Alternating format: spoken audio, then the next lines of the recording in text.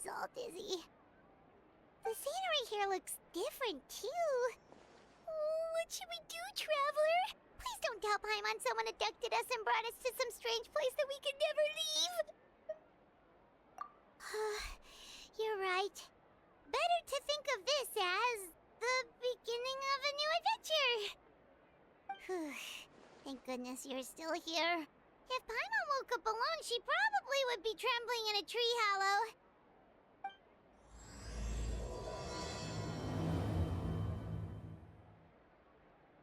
Let's follow this path for now. We might be able to meet someone and figure out what this place is all about.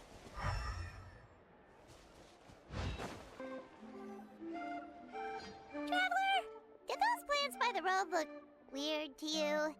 It almost looked like they were made of paper. And those two frogs over there? Yeah, they look like pieces of origami.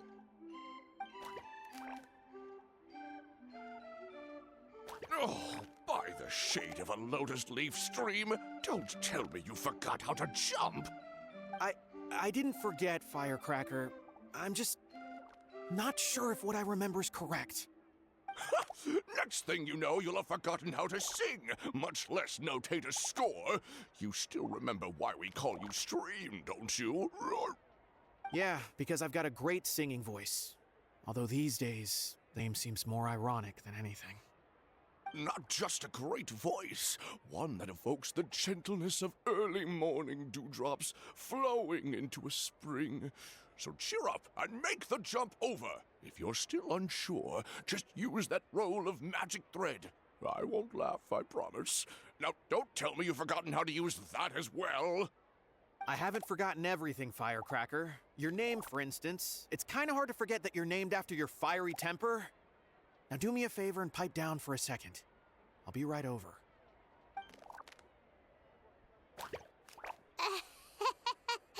You saw that too, right? Paimon's not seeing things, is she?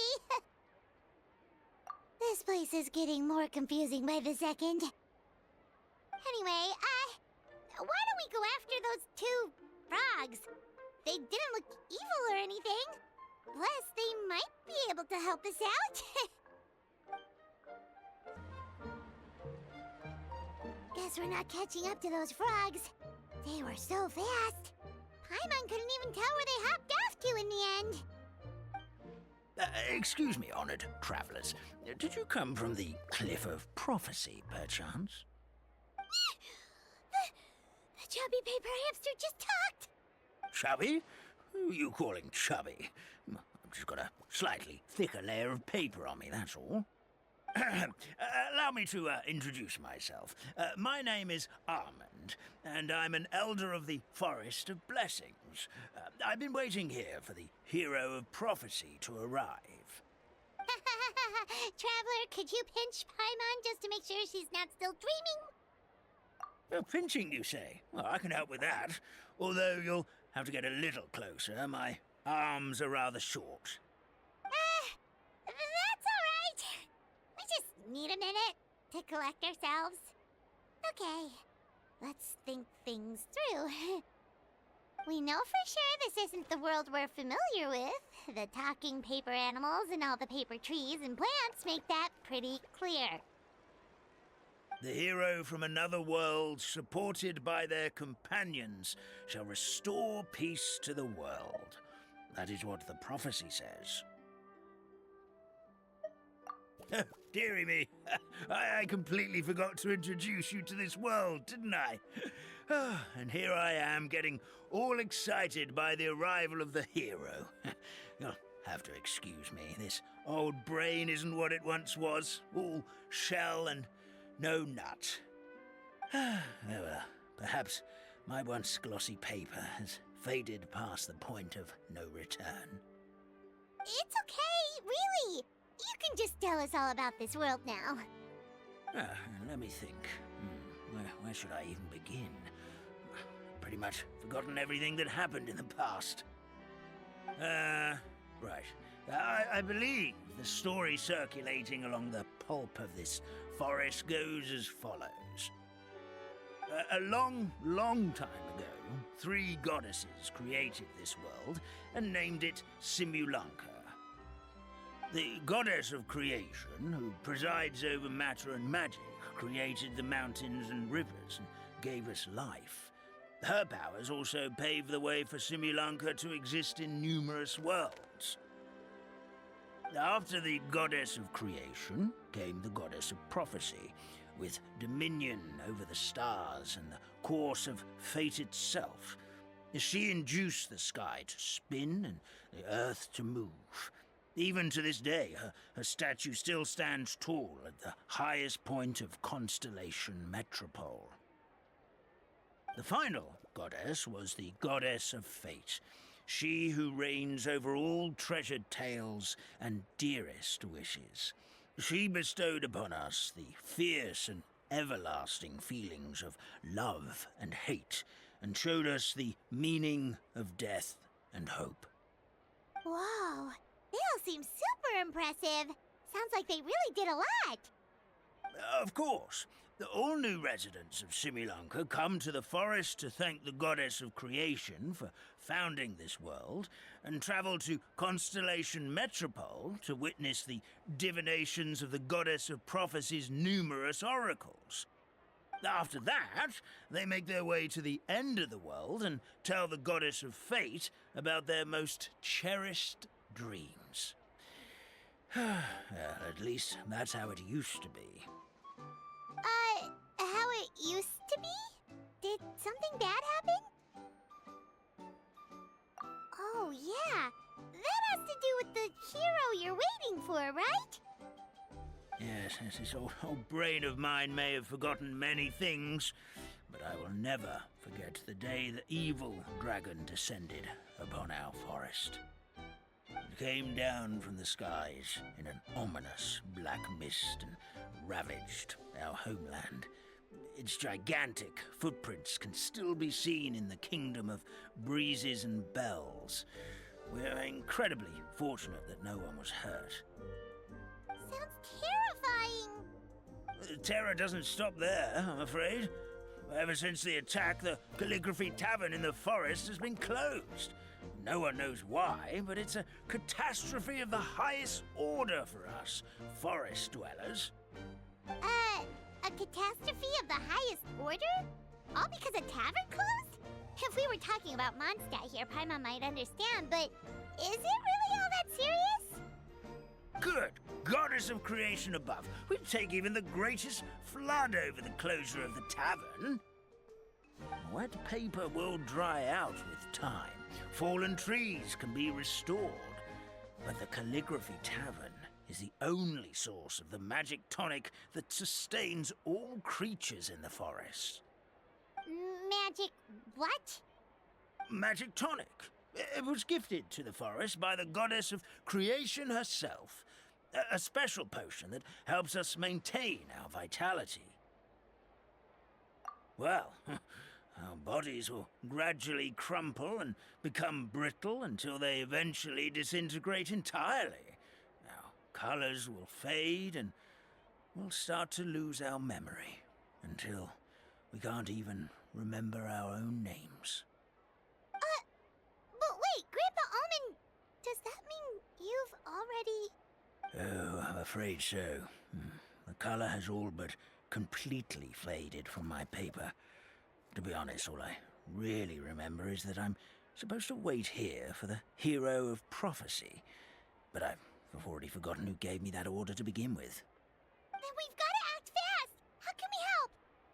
Oh, brave Pixie. May the goddess of fate reward you and your friend for your kindness. Could it be you're the heroes I've been waiting for all along?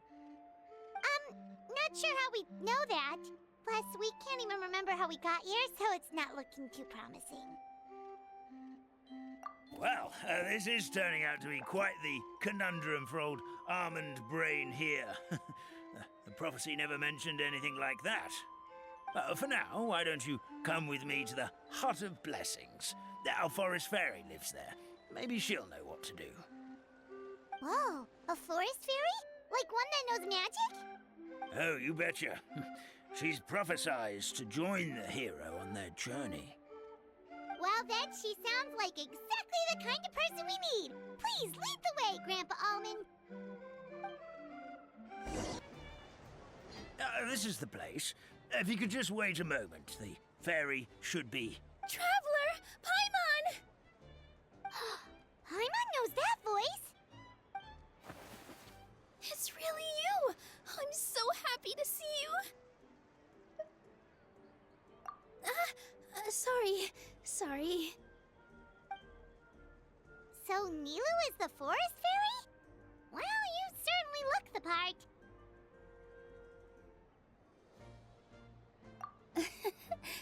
Thank you.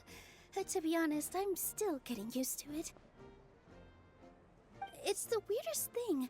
I remember I was reading a book at the Grand Bazaar, and then I guess I must have fallen asleep at some point because, well, then I woke up just like this. And in my dream, someone spoke to me. They said, "You are the fairy of the Forest of Blessings. Now go, save the forest with your magic." At first, I thought this whole world was just part of the dream, but no matter how hard I tried, I couldn't seem to wake up. I couldn't find anyone I knew from the real world either. Sounds similar to what happened with us. We also have no idea how we got here. Anyway, sorry for my reaction back there. I got a bit too excited when I saw you two. It's okay, we totally understand. We were looking for a way out too. At least we know we're not alone. Oh, blessed be the goddess of fate above. You're already friends with the fairy of the forest. Grandpa Almond, thank you so much for bringing my friends here. Could you let the others know I'm coming? I'll head over right away. Of course, leave it to me. Hey-ho, pistachio. Today truly is a blessed day. Wow, Nilou. Looks like you made short work of getting to know the locals. Well, when I arrived here yesterday, Grandpa Almond told me all about the state of this world. Since they think of me as their forest fairy, I just felt like I had to try to help them. Oh, so you mean like using some kind of forest magic to repair the tavern? Unfortunately, I don't know how to use the magic of this world. I've tried using my vision, but it doesn't seem to work here. If the books stored in this hut are anything to go by, this seems to be the place where the goddess of creation first made the townspeople of this forest. She folded the pages of books into small origami animals, gave them life with her magic, and with time, that's how the Forest of Blessings took shape. Maybe one of the books here could teach us how to use magic. I read them all, but only found one reference to magic. The incantation, abracadabra, means to create what I say. This is a world made up of words, where fantastical powers can be wielded by all. Okay, so basically everyone in this world can use magic? That's nice, but still kind of vague. Yeah, from the other books I read, it seems like this goddess really likes to play fast and loose with the details. So, what should we do now? Didn't you say you were going somewhere, Nilou? Oh, yes. I was going to help some of the other residents of the forest. They've been busy making preparations to reopen the tavern, so I thought I could help out. Got it! Guess we should just focus on what we can do for now. This whole thing is making me pretty nervous, actually. It's like I've been pushed on stage without being taught the choreography.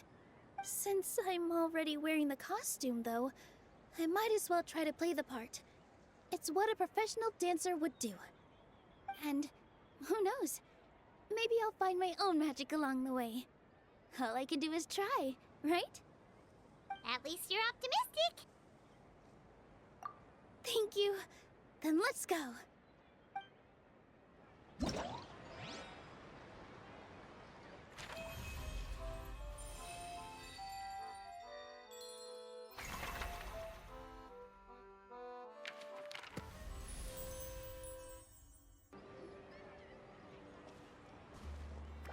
Look, the forest fairy is here, and she brought her companions. Grandpa Almond was right, they do look promising. Hello there, everyone. I heard you were working on the piping for the Calligraphy Tavern. Is there anything we can do to help? Oh, we wouldn't dream of troubling you with our petty problems, my lady. Don't you worry, we have it all under control. You sure about that? Because from where Paimon's floating, the piping is looking pretty chaotic. Yes. We have my careless friend to thank for that. He promised we could leave the pipe connecting to him, and, well, the results speak for themselves. Hey, I just wanted to inspect each pipe. This is the network the magic tonic has to flow through. I was just trying to be thorough, so I disassembled the whole thing. Yeah, and now you've forgotten how to put the thing back together. Have you been eating too many nuts again? 'Cause you are what you eat. Please don't fight. I know everyone wants the tavern to reopen as soon as possible so that the forest can return to normal. So, why don't you let us help out? Yeah, we're here anyway, so we might as well be helpful. We just need to reassemble these pipes, right? Well, if you're offering... Basically, the pipes need to be connected properly to allow the magic tonic to flow through. If you put the wrong pipe in the wrong place, the tonic will get stuck halfway. Attention to detail is key. Says the guy who messed up the whole thing in the first place.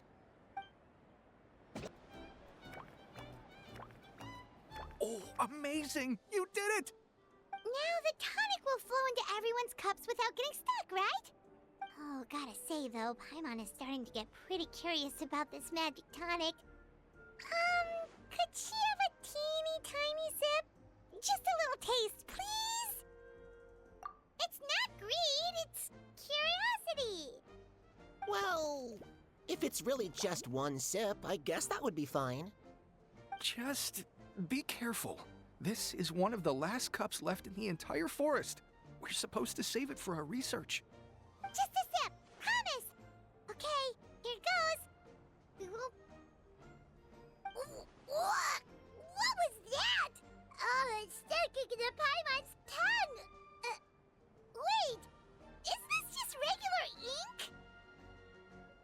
Wait, does that mean what the legend says is true? The goddess of fate used ink to compose her stories on paper, and the goddess of creation used her power to bring those tales to life. No wonder the tavern is so important to the forest. Maybe the fading disorder occurs when the ink within the body dries up. That would explain why the beings here are forgetting their own stories. Oh.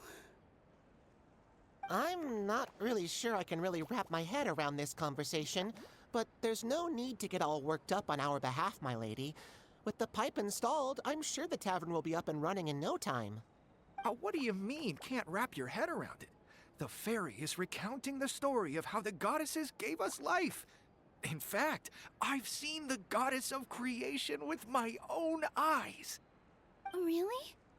Don't be ridiculous. There's no way you're old enough to have met her. We're the same age, and I think I would know considering we went to tell our wishes to the goddess of fate together. So stop talking a load of papier-mâché. Oh, fine. It was my grandfather, all right? He was the one that saw her. He said that one day after he finished work, he saw the goddess of creation grant us life with his own eyes. In her hands, she held the very paper used to form our bodies. She whispered something into the pages, and then suddenly a paper frog was born, ready to leap into the world. Oh, it was spectacular. Cut the theatrics, will you? You weren't even there. Wait, so that's it? Paimon thought creation magic would have a little bit more pizzazz. Oh, so in your world, the creation of life is a much showier affair? Huh, I'm learning something new every day. Well, that's not exactly what Paimon was trying to say. Magic doesn't have to be spectacular. That's enough out of you. All your boasting is confusing our kind fairy. Oh, no, it's all right. I actually think I understand the magic of this world a bit better now. Thank you. The honor was all ours, milady. Traveler, Paimon, we should make our way to the next location.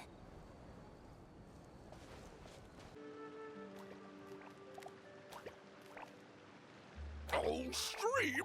Your rhythm is off again! At this rate, it doesn't even matter if the tavern reopens. The band's not even going to get any gigs! I'm sorry. Hello there. I hope we aren't interrupting your rehearsal. Wait, these are the two frogs we saw on the road a little while ago. Ah, the forest fairy is here! For the love of lotus leaves and dewdrop, Stream, you've really got to put in some effort now. But I... Oh, don't pressure yourselves on my account. Are you rehearsing for a show? Sure are. You see, our group regularly performs for guests at the tavern. We've been out of work for quite some time, with the closure and all, but after hearing of the fairy's arrival yesterday, we figured we needed to get in performance shape right away. I understand how you feel. Back at the Grand Bazaar, Zubair Theater's always busy with rehearsals too. The Grand Bazaar? Do people there sing on lotus leaves as well? Yeah, they do. And it's a really big one. You're the conductor of your group, aren't you? You remind me of Mr. Zubair. Ah, then he must be an ambitious director. One who would do anything to avoid disappointing a single member of the audience. It's just... Is there anything we can do to help you, Mr. Stream? Oh, no. My problems are mine and mine alone. It's just... After the tavern closed, I somehow forgot how to sing. I'm always a few beats behind everyone else, and I keep singing out of key. You were our trump card, our best singer by a mile. I know, but... So he is a victim of the fading disorder too? Don't be sad, Mr. Stream. Whenever I've forgotten important dance steps in the past, my friends at the Grand Bazaar always stick by my side to encourage me. They smile and patiently tell me everything's going to be okay. Then they play the melody for me over and over until the steps finally come back to me. Now it's our turn to help you. We just need to help you remember how to sing, right? The Traveler's got a great sense of rhythm. We can help keep you in time. Well, what do you say, Stream? I think it's a great idea. Just focus on the lyrics, and the fairy's friends will help you stay on beat. Are you sure? This is really asking a lot. Don't worry about it, Mr. Stream. It'll all be worth it when the tavern reopens and we finally have the chance to hear your marvelous singing voice. All right, then. Thank you so much, everyone. I'll give it my best shot. I feel like I'm getting the hang of it again. Goddesses above, this better stick when it comes to the performance. Just do it exactly like how we rehearsed. Thank you, everyone. Thanks to you, my voice is once again as clear as a flowing stream. Glad to hear that you're feeling better, Mr. Stream. It's also about time for us to go to our next destination. We'll be looking forward to your performance at the tavern. We've got... Oh, my dear Citrus, please tell me you're joking. We can't have you out of commission with the tavern about to reopen. I'm sorry, Grandpa Almond. It's the truth. I was just too excited for the reopening and must have fallen asleep in an awkward position. Grandpa Almond, we're here to help. Oh, hazelnuts on high. You could not have come at a better time. Please allow me to introduce you. This is the bartender of the Calligraphy Tavern, Miss Citrus. Miss Citrus is supposed to add all kinds of delicious fruits to the magic tonic. Her additions are what turn it into the finest brew in the land. She's indispensable to the operation of the tavern. I appreciate the kind words, Grandpa Almond, but... my neck. Are you all right? Terrible timing. Getting a kink in my neck at a time like this? Could you give my tail a little twist? That should help free up the movement in my neck. I would do it myself, but I can't reach my own, and Grandpa Almond is too old and as light as a feather. The neck and tail are connected? Of course they're connected. Just like how you can't have a rainbow without rain. Anyway, you just need to position me at the right height to pick the fruits. And then put them in the barrel over there. Perfect! My neck feels much better. So there really is some kind of connection between your neck and tail. Thank you so much, everyone. I can rest easy now, knowing the drinks at the tavern will be just as wonderful as before. That's another problem solved! Well, since we've taken care of most of the tasks, all we need to do now is reopen the tavern. But we still don't know how to use the magic of this world. We don't even know why the tavern closed in the first place. Oh, what about the method that one hamster mentioned? You should try it, Nilou. You mean the creation magic his grandfather saw outside the Hut of Blessings? I wonder. How exactly did the goddess of creation give them life? Maybe you don't need to understand it. Just give it a try. Everyone here calls you the Forest Fairy. Maybe you have the magic powers already and you just don't know it. In other words, this forest is a stage. And all I need to do is step out into the spotlight? Sounds just like a fairy tale. Well, we are surrounded by talking origami animals and magic potions after all. Almost seems like anything's possible in this place. You're right, Paimon. We won't know anything unless we try. In that case, let's see.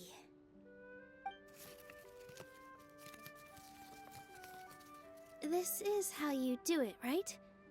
I think I got the folds right. Whoa, your origami skills are great! I once saw one of our prop people making something similar. It looked really cool, so I took some time during my break to learn the basics. It's not a bad way to stave off sleepiness either. Well, how do you feel? Sense any, magical powers flowing through you? No. No? What are we missing? Magic words? But how am I supposed to know what the goddess said to bring them to life? Oh, good point! You're the Forest Fairy, Nilou! What do you want to say to the new resident of your domain?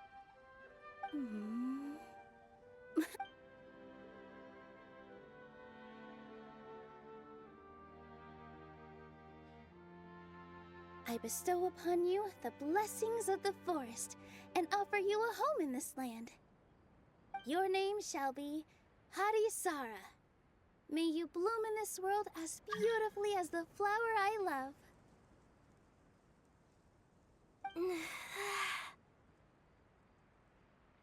My name is Harisara.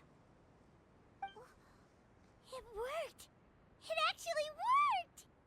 Well, peel my shell and call me a nut.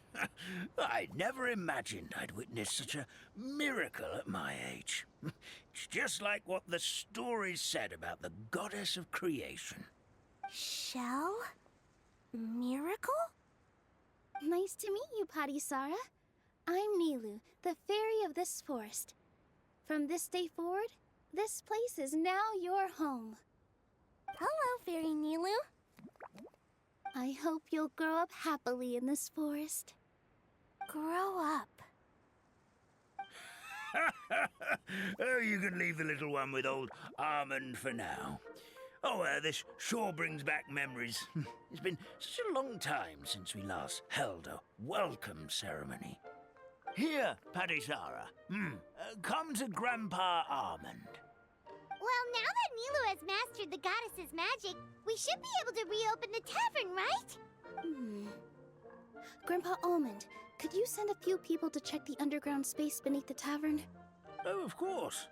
May I ask why? The moment I used magic, I sensed something strange down there. I have a feeling it's connected to why the tavern had to close down. Of course, we'll look into it right away. Make sure you listen to Grandpa Almond, Potty Sara. Don't go running off on your own. Potty Sara. Listen. Running.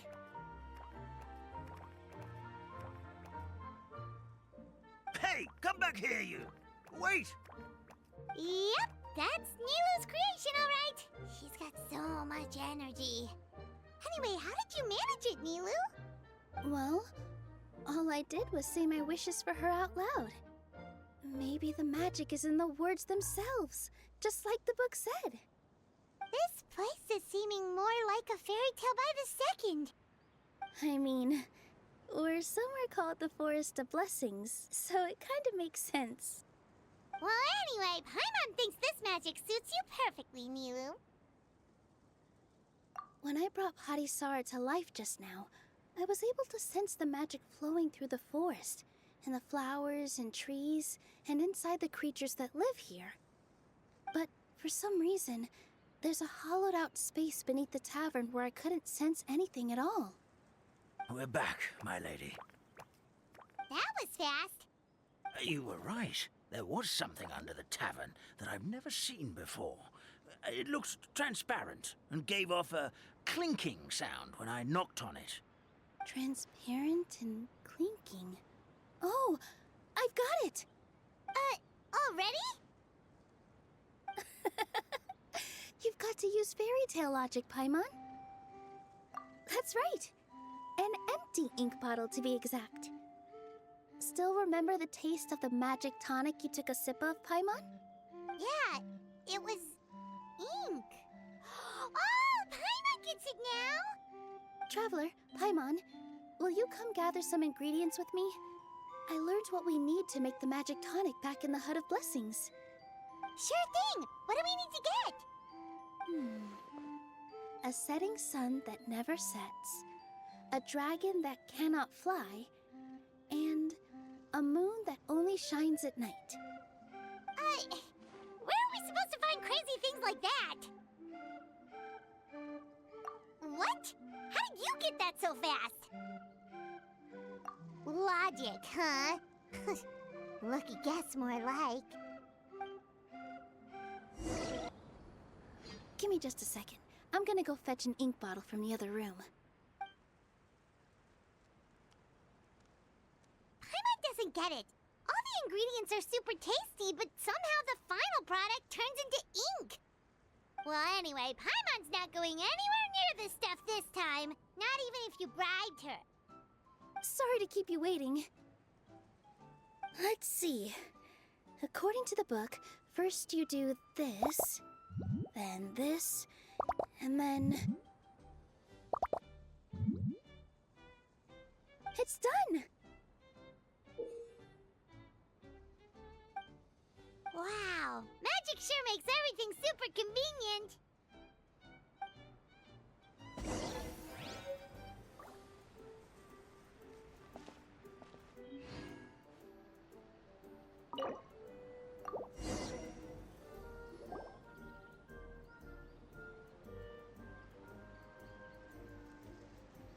Yes, this is it.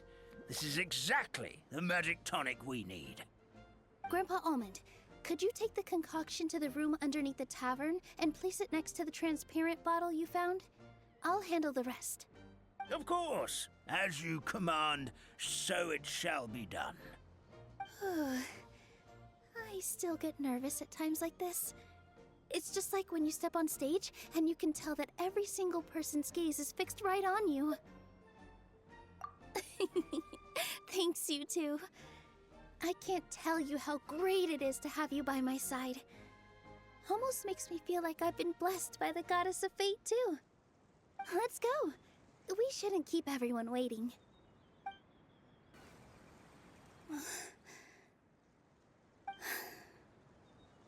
Forest, please heed my words and accept my blessings. May your spring of wondrous magic never run dry. And may all who call you their home lead happy, fulfilling lives.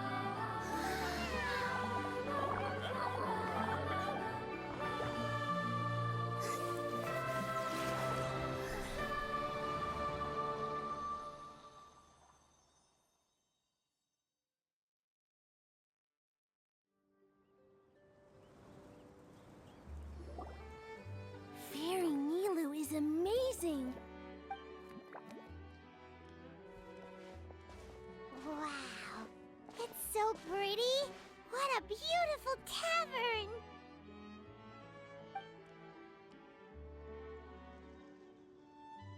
It matches the scenery of the forest perfectly. I was so surprised when it suddenly opened up like that. Just like a pop-up book. I remember now. I remember everything. It was me. I was the one who went to the top of Constellation Metropole and witnessed the goddess's prophecy. The hero who shall save this world will descend upon the cliff of prophecy. The hero, supported by their companions, shall restore peace to this world. So the prophecy really did have all the answers. You just forgot the first half. That's why I was waiting near the cliff of prophecy. Wonderful. Simply wonderful. There's still some hope left for old Armand after all. Is the Cliff of Prophecy that place with the huge mural? 'Cause that is where we woke up, but we don't remember anything about how we got there. Also, we didn't get a change of clothes like Nilou. Are we definitely the heroes? If not you, then who else? You've already helped the fairy revitalize our forest. To us, that makes you heroes, prophesized or not. Alright. Either way, we're going to keep adventuring, even if it's just to figure out how we can get back to our world. Yep, that's exactly right! Helping people we meet on the road is kind of our thing. As expected, the words of the goddess of prophecy always come true. I'll come with you. It can't hurt to have a magical fairy tag along, right? Heroes and fairies, dragons and new adventures. This is sounding more and more like a fairy tale by the second. I would say your next stop should be Constellation Metropole. It's Simulanka's most prosperous city, just across the sea. Once you've arrived at the Astral Garden at the highest point in the city, maybe you can try seeking divine counsel from the goddess of prophecy herself. Are you leaving, Fairy Nilou? I'm afraid so. There are still other people who need my help. I won't go far, though, and I'll come back to visit the minute I have time to spare. So be a good girl, Patisara, and help out Grandpa Almond whenever you can, all right? Mm-hmm. Got it. Patisara will wait here for you. That's a good girl, Patisara. I almost forgot. If Constellation Metropole is where you're heading, you'll need to take the Maritime Express. I'll head to the station first thing tomorrow morning and wake up that lazy station master for you. Why don't you take a break for the rest of the day? You should savor the beautiful scenery of the forest before you go. Sounds great! Paimon definitely feels tired after being on the go for so long. There's a spot in the tavern with Paimon's name on it. Oh, sounds like someone's ready to order. Oh, well, if you're offering. Paimon will take a glass of Buell fruit tonic. But hold the tonic.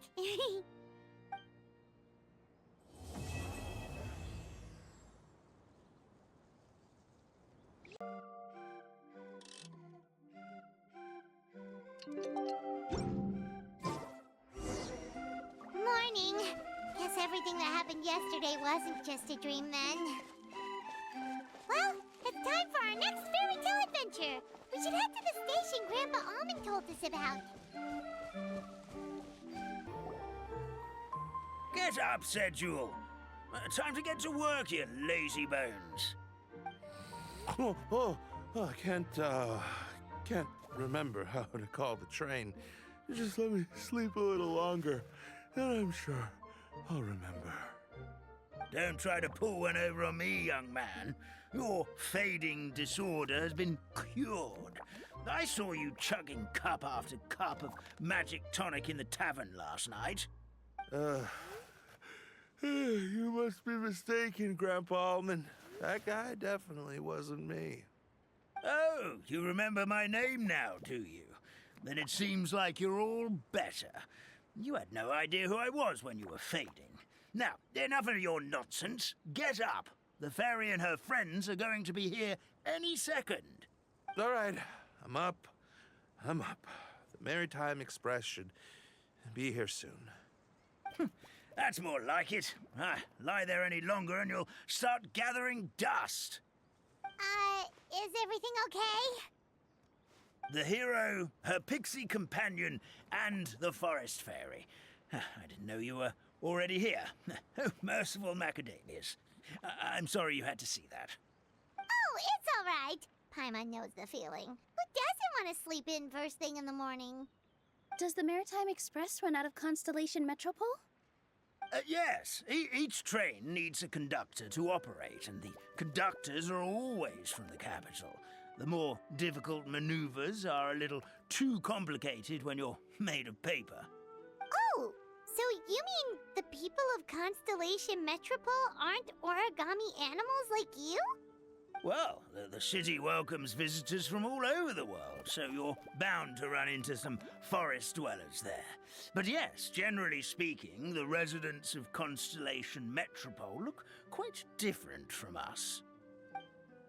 You'll see for yourself soon enough. Here comes the train.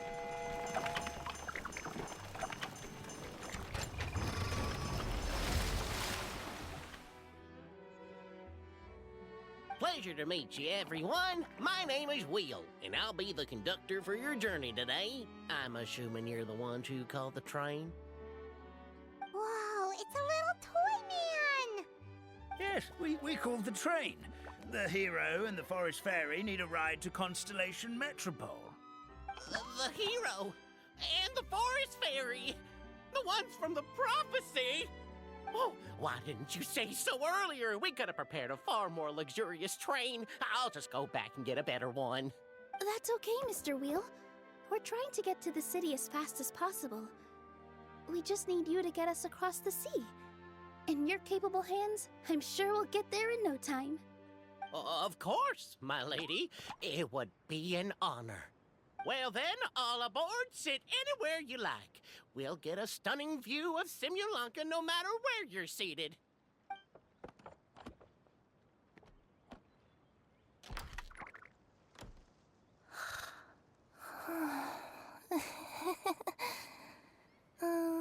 Breakfast. Did one of you just say something? Wasn't me either. Breakfast. Oh, come back. Sounds like the voice is coming from inside the train.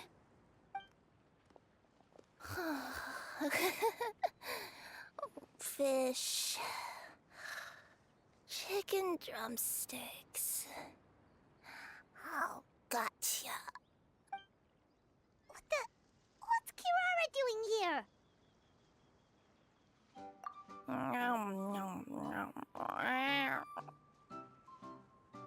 Is she a friend of yours? Oh, let Paimon introduce you. This is Kirara. She's... Oh, wait. Actually, maybe we should wake her up first. So noisy. Is it morning already? Morning. Huh? Traveler! Paimon! It's you? Which means... Oh, thank goodness. It was all a dream after all. Gotta hand it to my imagination. It all felt super real. There were these toy people, but they were alive and they could talk. Madam, sleeping overnight in the train car is prohibited.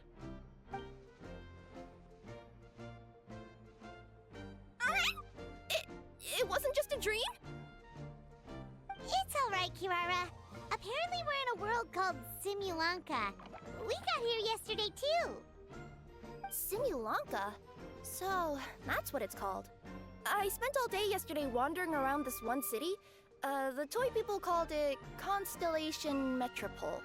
I was trying to find a way to get back home. I was seriously starting to think I had gotten on the bad side of some great yokai and gotten swallowed whole. Ah, I take it you're Inazuman then, Miss Kirara? She sure is. But, Kirara here is kinda special. Let Paimon introduce you for real this time. Kirara is a Nekomata from Inazuma. She works as a courier for Komaniya Express. Ah, nice to meet you. I'm Nilou, a member of Zubair Theater. You can usually find us performing in Sumeru City's Grand Bazaar. Right now, though, I suppose I should introduce myself as the Fairy of the Forest of Blessings. Oh, you're Nilou! I've heard a lot about you from my deliveries in Sumeru. I even saw one of your performances back in the day. You're an amazing dancer. But, did you say you were a forest fairy?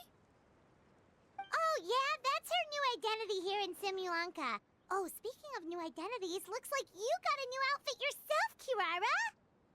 Yeah, I know. It confused the heck out of me yesterday. I just woke up in a set of brand new clothes I'd never seen before. That must mean you have a big part to play here, too!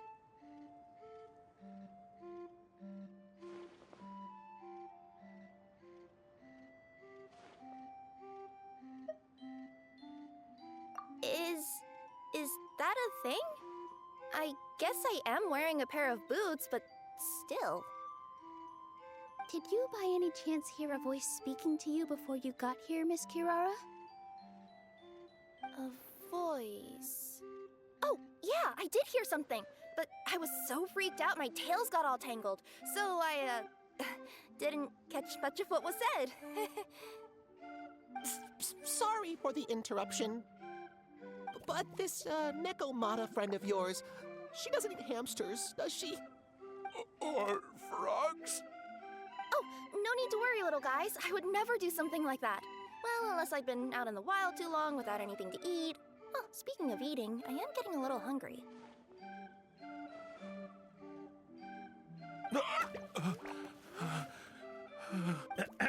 Where are your manners, everyone? This young lady is a trusted friend of our esteemed hero. Now, I know a fear of felines is etched into us with ink, but I'm certain Miss Nekomata in boots here means us no harm. It sure looks like you're keeping your distance, though, Grandpa Almond. You will have nothing to fear, I promise. I met some origami animals in Constellation Metropole yesterday, and I even made sure to retract my claws so I didn't hurt them by accident. Plus, you all look just about as tasty as the cardboard boxes I deliver. Not that I tried to eat you even if you did look tasty. Promise. Please excuse us, Mom. It's just an unconscious reaction. Dear passengers, it's almost time for us to depart. Oh, yeah, that. Whoops. This turned into a pretty long conversation, didn't it? All right, let's get on the train. You coming with us, Kirara? Mm-hmm. I'll ride with you to the next stop. There's a place near the Metropole that caught my eye yesterday, so I want to go explore it today. Then all that remains for me to say is, on behalf of the Forest of Blessings, thank you once again for all you've done for us. May the Goddess of Fate be with you and bless your journey, Madam Fairy, Miss Nekomata in boots, and our brave heroes. Please do visit us in the Forest of Blessings again, once peace has returned to this land. We will. We'll definitely meet again. Take care, Grandpa Almond.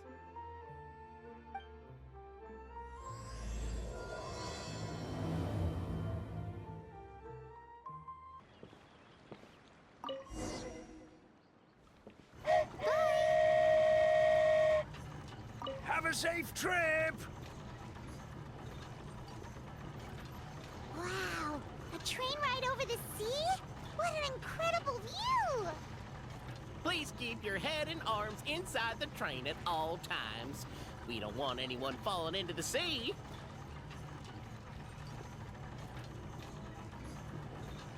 There's a train coming the other way, too! Hey! Now that the fading disorder is cured, I'm sure the forest will be a lively place again in no time. I gotta go explore that forest at some point. It looked so pretty from the train. I just hope they, won't be too scared of me. We'll be arriving at our destination shortly. Please prepare to disembark.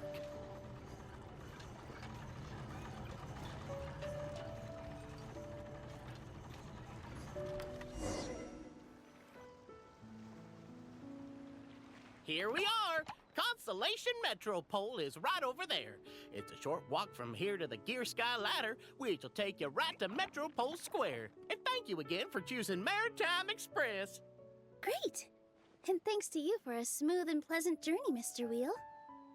The train cars were comfortable and spacious, and I had a great night's sleep. I'll definitely be back. As you wish, ma'am.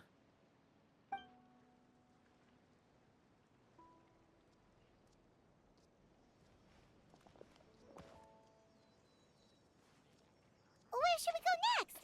Is that place you wanted to check out nearby? Mm-hmm. I took a walk around yesterday, and it felt like there was something weird about it. So, I think I'll indulge my curiosity and go investigate. Want us to come with you?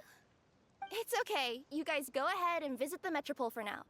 Hopefully, that's where you'll be able to find out some more about this world. I pretty much explored the whole place from the rooftops yesterday, but for some reason, this is the place that caught my attention. You know what I mean, right? Like, when you get a stone stuck in your claw or something, it keeps nagging at you to dig it out, but you can't focus on anything else until you do. Don't worry, if you run into any trouble, I'll be there faster than you can say gold-level courier of the Komania Express. Okay, fair enough. We'll head to the Metropole then. Guess this is where we say bye for now. Mm-hmm. Don't worry about me. Let's not forget, I'm a yokai. Hey, somebody, please! Help me! Help! Oh, Goddess of Prophecy above, would you kind souls please help us? What happened here? Why are you all suspended in midair?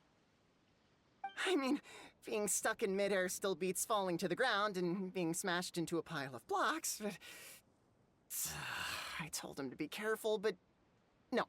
Never mind. Now's not the time for that.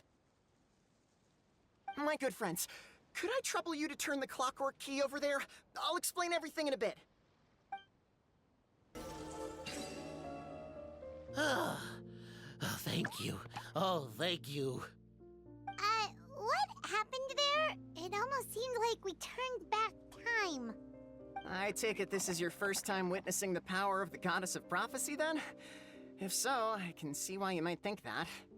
Basically, this is a gift bestowed upon Constellation Metropole by the Goddess of Prophecy, who rules over the natural course of all things. It helps those who have deviated from their proper path to get back on track. Proper path? Do you mean everything that happens in the Metropole has been planned out since the very beginning? Why are you saying that as if it's a bad thing? You're not explaining it clearly. Here, allow me. Of course, all the residents of the Metropole have the freedom to live their own lives. For instance, whether I use olive oil or sesame oil in my morning skincare routine is entirely my choice. But whenever something disastrous is about to happen, like when I almost got turned into a pile of rubble just now, the goddess's magic will activate in the world around us. So, in other words, it's kind of protection magic? To keep people alive? You could say that. There are other situations in which it activates too, but that's basically correct. Well, in any case, we're glad no one's hurt. Are you heading to the Constellation Metropole? Yep. Do you know where we can find the Gear Sky Ladder? Oh, it's just that platform up ahead. The one with the key sticking out. That thing? Are you sure? Yep, that's the one. Pretty much everything in the Metropole runs on tracks and gears. The Goddess of Prophecy watches over it all. Which is to say, all the tracks are fixed. If a machine is set up to move forwards, it'll never move in reverse. This reminds Paimon a lot of Fontaine's clockwork toys. You mean Like those music boxes with dancing figures? I think I've seen one or two from the merchants in Sumeru. Yeah, exactly like that. Anyway, sounds like it's not gonna suddenly fall out of the sky, so Paimon's okay now. Should we get going?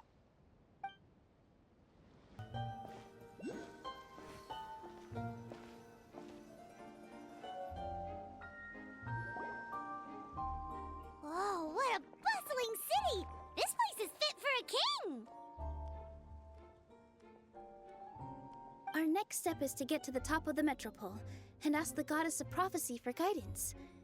If there is a king in that castle, I sure hope he won't get mad at us for trespassing.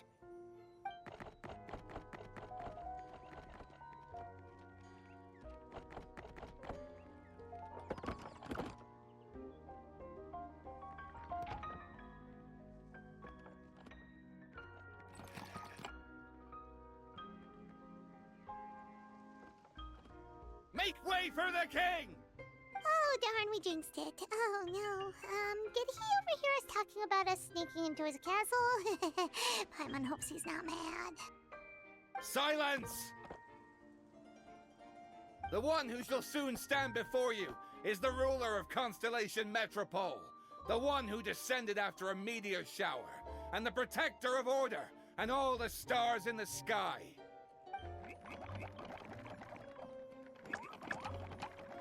That's a long list of titles. I bid ye welcome, guests from afar.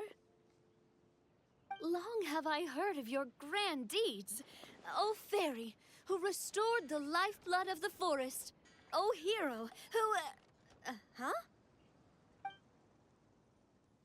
Navia!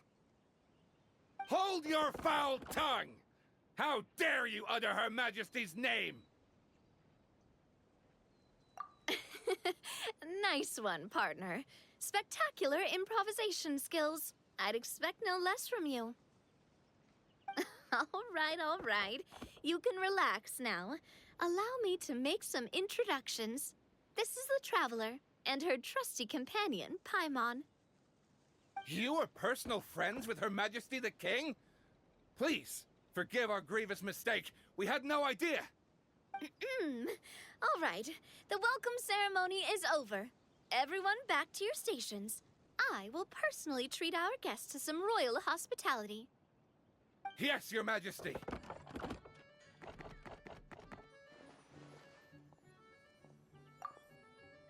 Oh, come on, I've already sent them off. So anyway, how did you guys get here? We were gonna ask you the same thing! Also, how are you already king of this nation? And where did you get a crown? Oh, wait, don't say it! You just woke up like this, right? Sounds like you've answered your own question. But before I woke up, I heard a voice say to me, "You are the king of Constellation Metropole. Now go forth and save your city." A similar thing happened to me. Oh, yeah, sorry. You must be the fairy of the Forest of Blessings, right? This is Nilou, a friend that we made during our time in Sumeru. Nice to meet you, Miss Nilou. I'm Navia, the president of Spina di Rosula. If you ever get the chance to go to Fontaine, make sure you come and visit me. I'm based in Poisson. Seems like you're taking this all in stride. Aren't you nervous about getting stuck here and never being able to get back home? Why would I be worried about that? We've faced much bigger problems than this before, and we always pull through. This should be a piece of cake. Besides, life's always full of surprises. You gotta learn to just enjoy it. That sounds like a great outlook on life. You have a very optimistic spirit. Thanks, I'll take that. Honestly, though, it also puts me at ease to find out that you guys are the fairy and heroes that I've been hearing about in this prophecy. We're kind of veterans at dealing with prophecies by now, aren't we? About that, has anything bad happened in the Metropole? We heard about an evil dragon. Did it make a mess here too? It sure did. Apparently, for whatever reason, he went for the stars above the city recently. Literally just flew up and started snatching them out of the sky. Luckily, the guards responded quickly and stopped the dragon from taking them back to his lair. Unfortunately, though, he dropped them before he flew off. Now they're scattered all around the metropole. I've been out trying to retrieve them, but I only managed to get one of them before you showed up. Oh, I didn't ask yet. What brings you to the metropole anyway? Oh, Paimon can explain.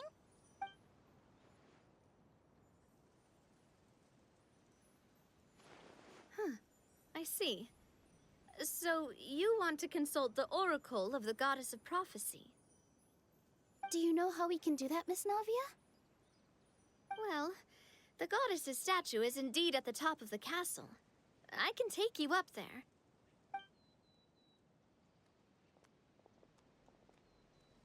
However, I've heard from the citizens here that the goddess hasn't given out any new revelations in a very long time. Really?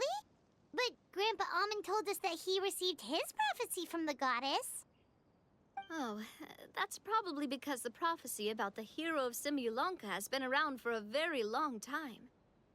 But recently, people realized that the goddess didn't reveal anything about what's supposed to happen after peace has been restored. Huh. Okay. Still, can't hurt to try your luck. And maybe you can help me get rid of the invaders while we're at it. Invaders? So the dragon's not your only problem? Right.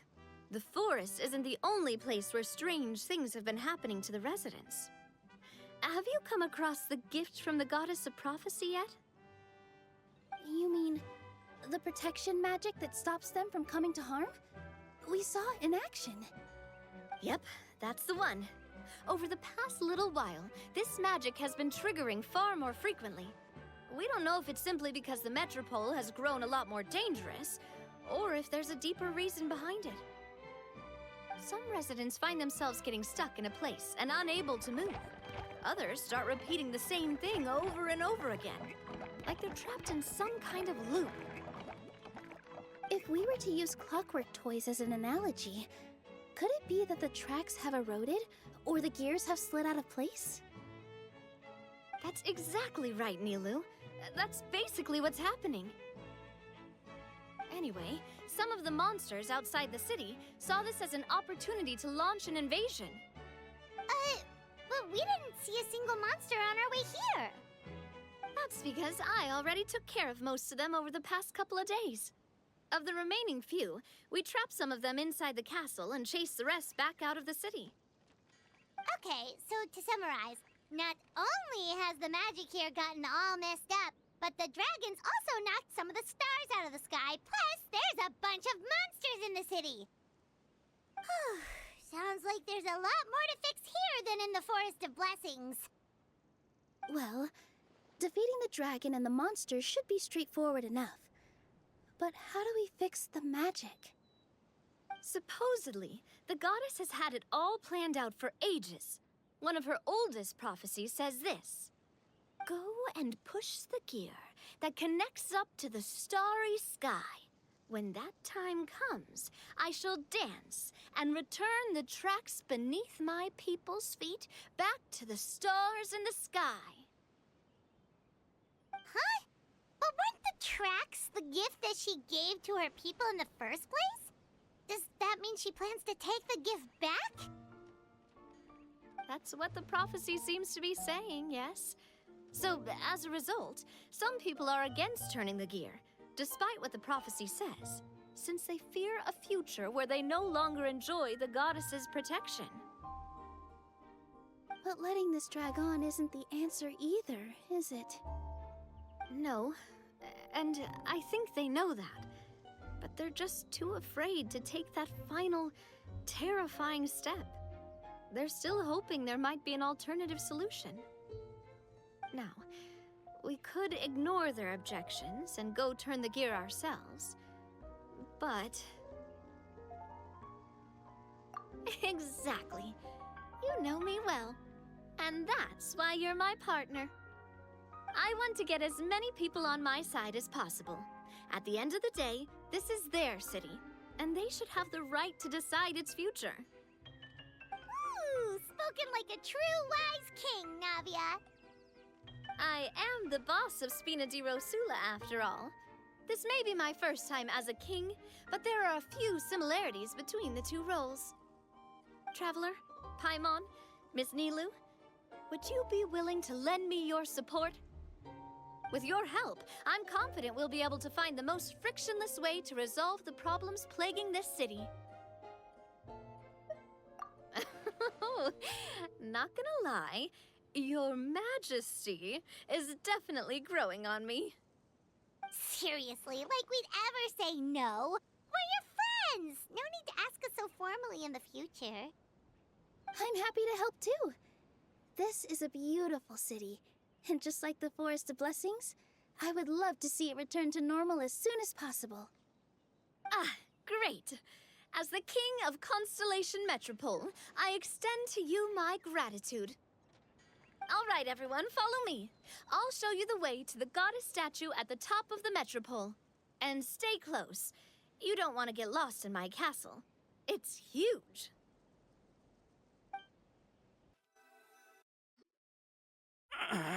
Drat! I can't move! What happened? Your Majesty! This conservative radical, he attacked us! He threw the star from the Astral Garden and even stole the magic thread linking the Oracle Pillars! But just as we were about to arrest him, the goddess's magic activated, and now we can't move!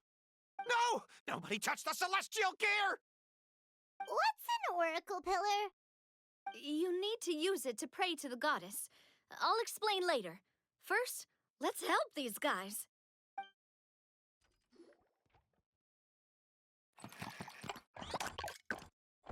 Hey, he's getting away! Halt! It's okay. Let him go. But, Your Majesty! Even if we catch up to him now, we won't be able to change his mind, much less quell the fear that many others like him are feeling. All it would do is turn him further against us. Understood, Your Majesty. Also, this is the magic thread he was holding from the Oracle Pillars. Your Majesty, what should we... Ah, please give that to the traveler over there. I believe they have some questions for the goddess. Yes, Your Majesty.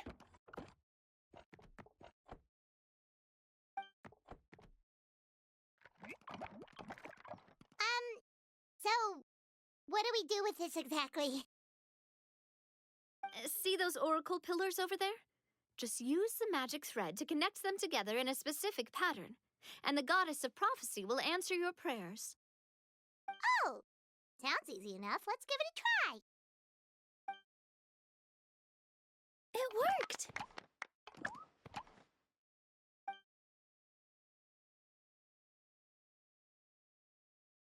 To which course of fate do you seek answers, my child of Simulanka?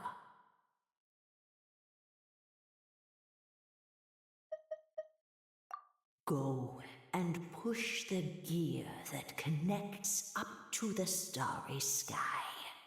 When that time comes, I shall dance and return the tracks beneath my people's feet back to the stars in the sky.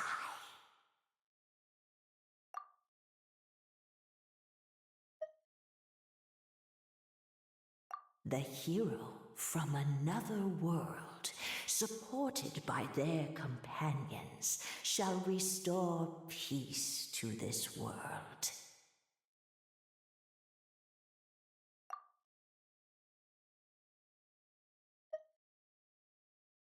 So, Miss Navia was right. The goddess of prophecy didn't tell us anything about the future. Fair enough. Guess we'll just have to play it by ear. Then first, we have to restore the sky back to its original state by putting the stars back in their positions. Let me do a quick count. All right. Adding in the ones we picked up on the way here, I think that's all of them. Let's go hang these stars back up in the sky. In the sky? How do we get up there?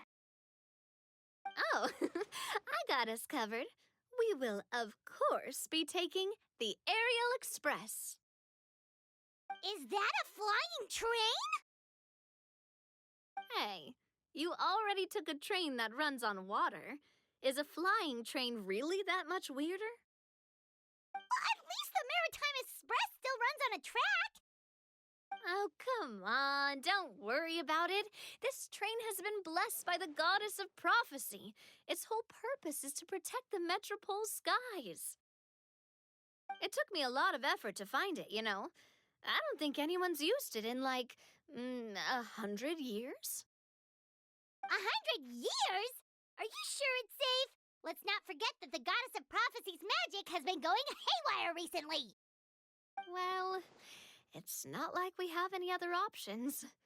Unless you want to do the honors, Paimon. Fancy flying up there on your own? No, thank you. It's way too high up. Oh, wait, Nilou. You've got a feel for how magic works here. Can you do your thing and sense if this train is the real deal? I can try. Yes, I can sense traces of magic, but it's different from the kind I felt in the forest, so I don't know. Okay, fine. Guess there's only one way to find out. That's the spirit. I'll come with you. Miss Nilou, will you be joining us? I think I'll stay behind. That way, if something does go wrong, you'll have someone on the ground to get you some help. That makes sense. If the train does break down, you can make us a giant origami crane to come bail us out. Or if a crane's too difficult, a finch could work.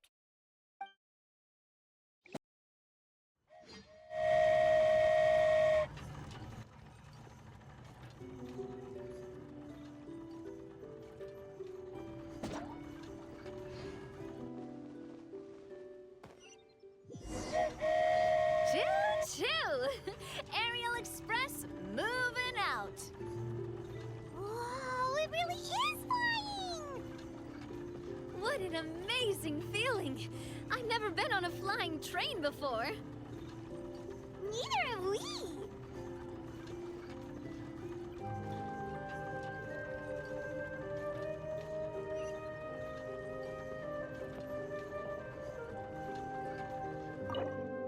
That should do it. On to the next location.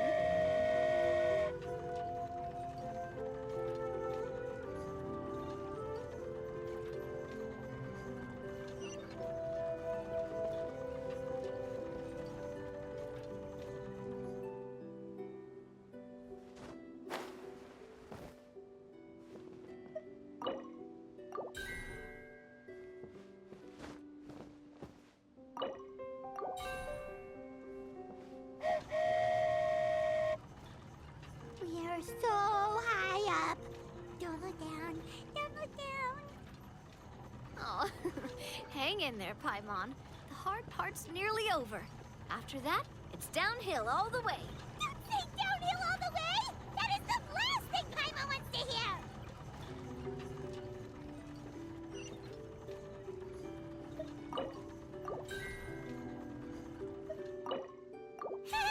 We're finally done. Okay, let's get back down while this train is still working.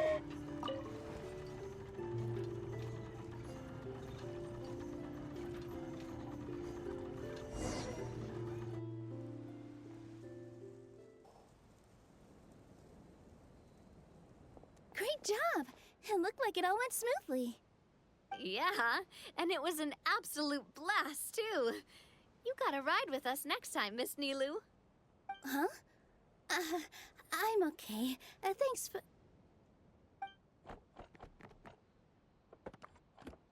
Halt! What do you think you're doing? Get out of my way! What's going on? Your Majesty, there! Let us through! Stay back! It's okay. Let them through.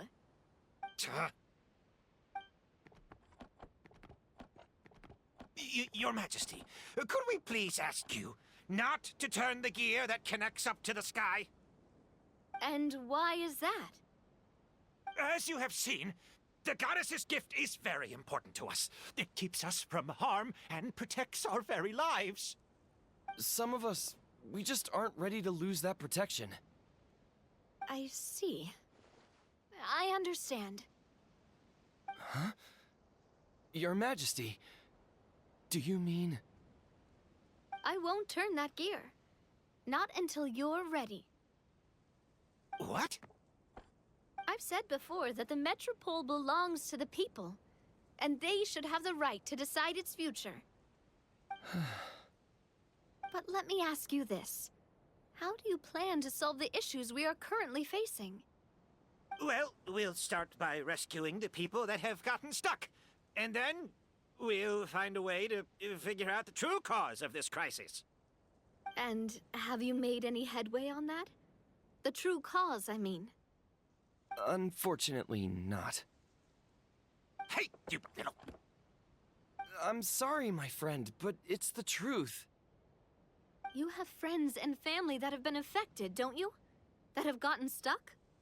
Duh. I understand your concerns.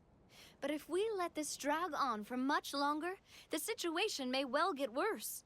More and more people will be frozen by the goddess's magic. Yes, but if we turn that gear now, all the tracks in this city will disappear. I know this is a hard decision to make. But have you ever thought about why the goddess might have made things this way in the first place? Huh? Why do you think she might decide to take back her gift and stop revealing further prophecies about the future? Are you saying she has abandoned us? No. Quite the opposite, in fact. What do you mean? The goddess dearly loves this world and all the people of Simulanka. And because she loves you so much, she wants you to be able to choose your own path. Every parent hopes their child will have a happy and carefree life. But if they're overprotective, then all they'll manage to do is keep their child trapped. If a mother bird lets her baby ride on her wings for too long, her child will never learn how to fly. Perhaps the goddess of prophecy has always known that one day she'll have to let go.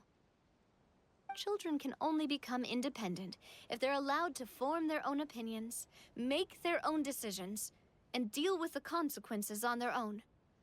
Only then will they be able to continue their journey alone, even after their parents are gone. But we've relied on the goddess's protection for so long. We don't know what it's like to go it alone. We don't know if we have what it takes. Are you kidding me? I think you've proven yourselves more than capable of that. What do you mean? You made a call in a time of crisis, and you've come all this way to talk to me. Even the guards couldn't stop you. That must have taken a lot of courage. But we only did it because we were scared. Why you set out on the journey doesn't matter. What matters is that you've proven you can choose your own path. My friend, I fear our king is right. It is time for us to face our fears. What? But we... We can't go on living like this. Living in fear. Look at what it's driven you to do. You threw away a star personally created by the goddess of prophecy herself. You once revered her more than any of us. And I think the king is right. She hasn't abandoned us. So, why don't we put our trust in her one more time? I don't care anymore. Do what you want. Aw, he laughed. I'm sorry about my friend. That's just how he is. Always had a terrible temper. Please accept my apology for his impudent behavior. Is it just me, or has he accepted the goddess's prophecy? I think so. Not that you'll ever hear him admit it out loud. Your Majesty, please turn the gear that connects up to the sky. So, you've made up your mind? About giving up the goddess's gift? Yes, I've made up my mind. But maybe losing the gift isn't what this is about anymore. Because we've gained something too. You have given us courage, Well said. I am proud of your decision. Now, gather around, everyone, and join me as we make the night sky of this wonderful city turn once more.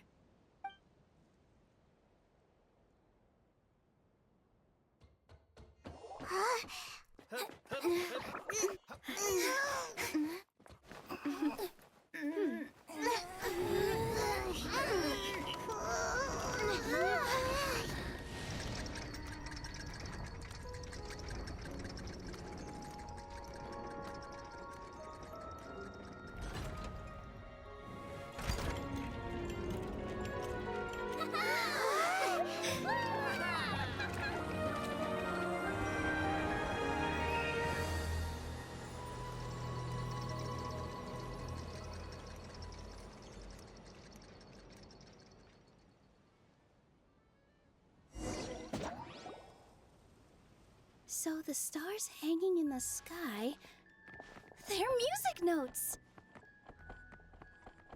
This entire metropole is a huge music box! That's incredible! How do you feel? A little scared and uncertain. But for some reason, I feel a lot more at ease. It's as if some kind of huge weight has been lifted from my shoulders. Figured out any next steps? To be honest, not really. But maybe I can start by having a heart-to-heart with that stubborn friend of mine. I have an idea. If you don't know what to do, why don't you start by helping the people around you? You mean the people who got stuck because of the goddess's magic? I mean anyone and everyone who needs your help. By helping others, you'll eventually find your own path. Trust me, I have experience in this. What kind of experience, Your Majesty? Yes. We'll need a formal organization with a catchy name before we go out and start helping people. Why don't we call it the Spina di Rosula? Spina di Rosula? Ooh, or even the Spina di Rosula di Simulanka. Yeah, that's catchy. Wow, big expansion for the Spina. Moving into other worlds now. Spina di Rosula. I like it. It's a great name. Let's do as Your Majesty suggests. Well then, how about I appoint you as the head of the Spina in Simulanka? While I'm off fighting the dragon with the other heroes, it'll be your responsibility to work with the guards and take good care of the people in the metropole. What? You're planning on fighting the dragon? But no, Your Majesty, you must reconsider. He's right. Your Majesty, you can't. How are you two on the same side all of a sudden? Perhaps Your Majesty is unaware of this. The great dragon suddenly broke out from the Titanium mines one day and tore the end of the world to pieces. After that, it spat out a strange fog that surrounded a whole island. No one knows what lies beyond the fog, and no one knows what has become of that poor island. Before Your Majesty arrived, we dispatched many soldiers to fight the dragon, but none came back alive. Yikes. Sounds worse than we thought. Isn't that all the more reason for us to go? There could still be guards trapped there, waiting for someone to rescue them. King Navia is right. We cannot simply stand by and watch as the people of this world suffer. Very well. Though I have not served by your side for very long, Your Majesty. 2 days is enough for me to have learned that once your mind is set, any attempts to change it are futile. You're a pretty good judge of character. He probably didn't mean that as a compliment. Since you're serious about this, I won't try and stop you. There's only one way to reach the end of the world, and that's by taking the Maritime Express. Oh, right. So there's a line going there too? Yes, It was originally built to serve the workers commuting to the Titanium mines, but it has been abandoned since the dragon attack. I'll tell the conductor to wait for you at the platform by the side gate to the Metropole first thing tomorrow morning. You're embarking on an extremely dangerous adventure. Please be careful, Your Majesty and friends. Oh, thank you for your concern. While I'm gone, I leave the Metropole in your capable hands. Yes, Your Majesty! Just call me boss from now on. That's what everyone in the Spina calls me, and it's what I'm used to.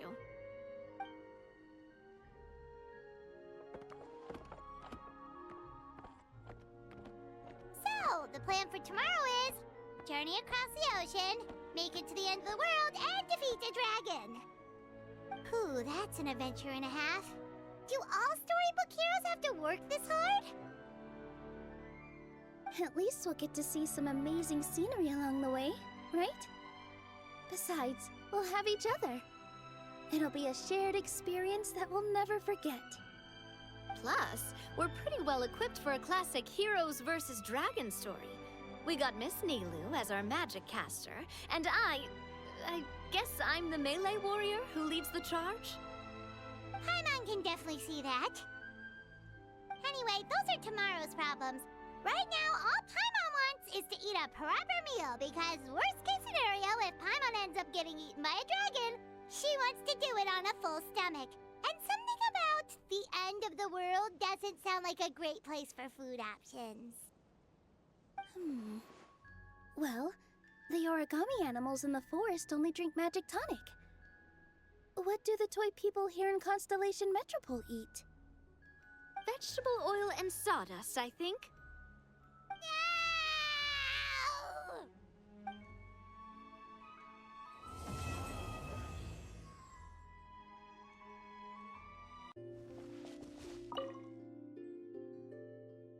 So, are you all set?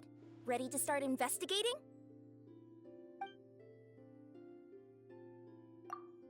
Great! Then let's go!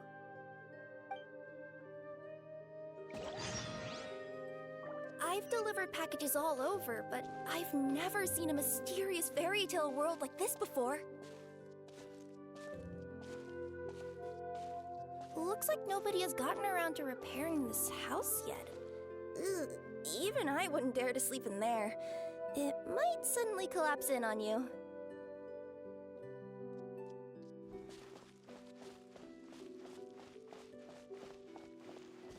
Nothing to see here either. Maybe we can find someone to ask? Aha! Over there! I bet we'll find some people there. Let's go take a look.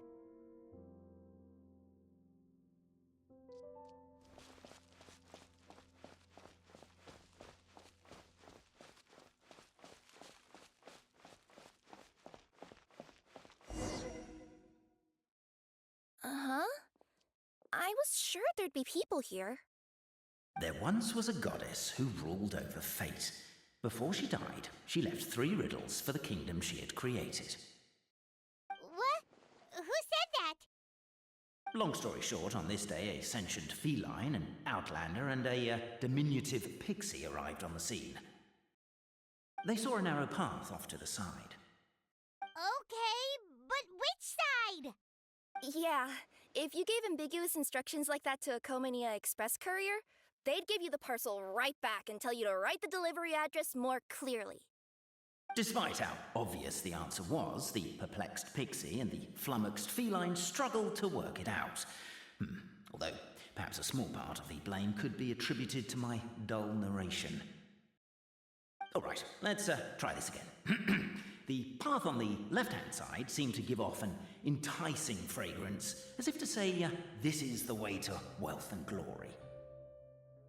Ooh, that sounds like the start of a good story. Then what? Then what?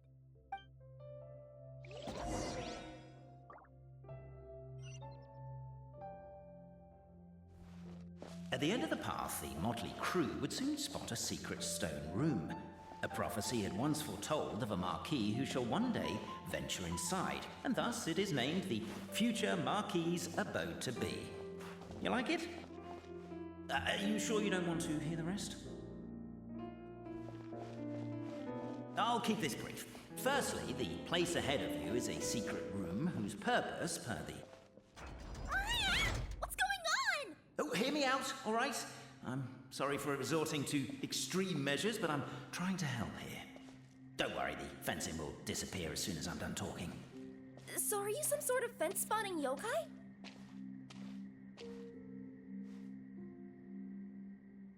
I'll keep this brief. Firstly, the place ahead of you is a secret room whose purpose, per the legends, is to await the arrival of a certain marquis. For that reason, it's called the future marquis's abode to be. Secondly, when you get inside, don't sit on the chair in the center, or bad things will happen. There, that's all. Off you go.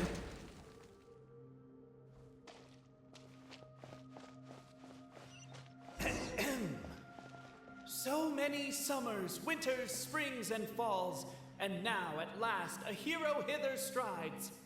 This realm knows not what lies beyond its walls. Its secrets mystify the world outside. Wait, new voices. Who are they?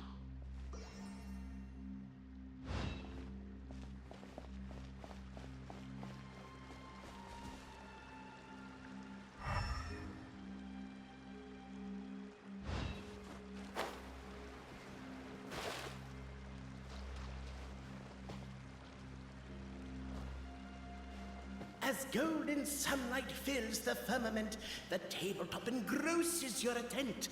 Perhaps, perchance, peruse these pages thence. They surely represent no ill intent.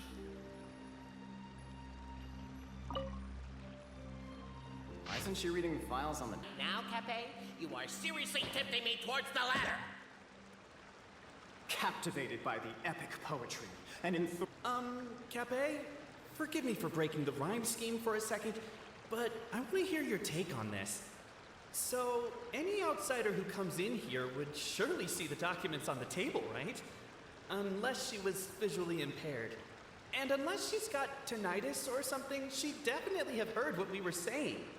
All I'm trying to say is, if this poor person can't see or hear properly, I just feel kind of sorry for them. Oh, we hear you loud and clear, so watch it! Namely, to remove the clockwork... Perhaps the Outlanders are worried that something drastic will happen the moment they remove it. Maybe that's why they're investigating the area thoroughly first. Can't fault them for that. I'm wondering if we can take advantage of this downtime to discuss whether we really need to keep this up. Oh, if you guys don't want to put on a voice and speak in verse, be my guest. Just don't blame me for your own poetic incompetence. Cafe, I just realized, as the Outlander stands before the clockwork key, they're overcome by a sudden urge to set it free. Strong as stone, firm as steel, the Outlander pulls, but it does not yield. This has happened many times before, but this time is different. A thought enters the Outlander's mind. Attack! Attack! First weaken the structure, then seize the treasure! Yeah, I noticed that too. It's one standard for us and another for you. The attack now over! Only one final step remains. Now it is the time to seize the key. Yes! Finally! Come on, move your butts! And your legs, assuming they're still in working order. It's showtime! No hard feelings about your lack of poetic contributions? Oh, let it go!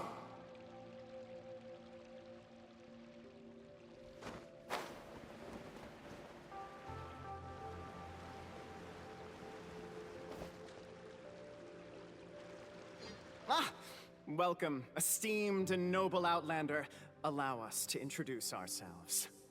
We represent the 3 great clans of this realm, having been selected as its authorized historical supervisors. Our purpose being to await the arrival of one such as yourselves, who shall remove the clockwork key. My name is... You're Cape, he's Albizzi, and that's Bobarano, right? You've done so much talking that we can already tell you apart by your voices. Aren't we missing someone, though? The guy who led us here to begin with? Who? And thus was born the long-awaited fellowship. destined to uncover the truth of the past. Allow me to quote, if I may, in the history of Constellation Metropole, a new page has begun. Him. Well, there's no fourth person, so which of you is the ventriloquist? Come on, out with it. We've never heard that voice before, but he sounds like he'd be good at reading bedtime stories to children. Well, whoever it is, I don't know and I don't care. Forget about him. We have far more important things to focus on, like where our journey goes from here. That key you hold is the pivot point about which the past and present of the Metropole revolve. However, between our three clans, there is some dispute over the historical record. Each clan has its own version of history, detailing the clan's origins and the tale of the Dragon of Old, and unfortunately, we don't know which one is the truth. Dragon? You mean the one that's been acting up recently? Oh, no, not that one, you adorable little pixie. When I say Dragon of Old... He means a dragon that would be really, really old if it was still with us today, but it was defeated in ancient times. The new one has nothing to do with our clan history. Was that supposed to be a joke? Anyway, so you've been waiting for someone to remove the key so you can finally explore the truth of the past? Not just explore it, but argue incessantly about it. Honestly, I don't care that much. Cape's the one who's always bothering us about it.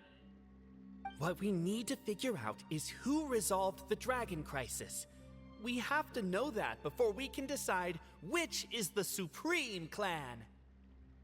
The moment you removed the key from where it was lodged, you became the honorary Marquis. We humbly beseech you, noble Outlander. Noble Traveler Marquis, we ask you to help us. You and your talking Puss in Boots and the pale floating pixie. Puss in Boots? Are you serious? It's better than demon feline, but still... Embrace it, my friend, embrace it. Most cats don't wear boots or speak, do they? I'm not even a cat, I'm a Nekomata. Now that you know the word, I expect you to use it. Please allow me to lead you all to a sacred memorial site. It will be much easier to explain what needs to be done once we are there.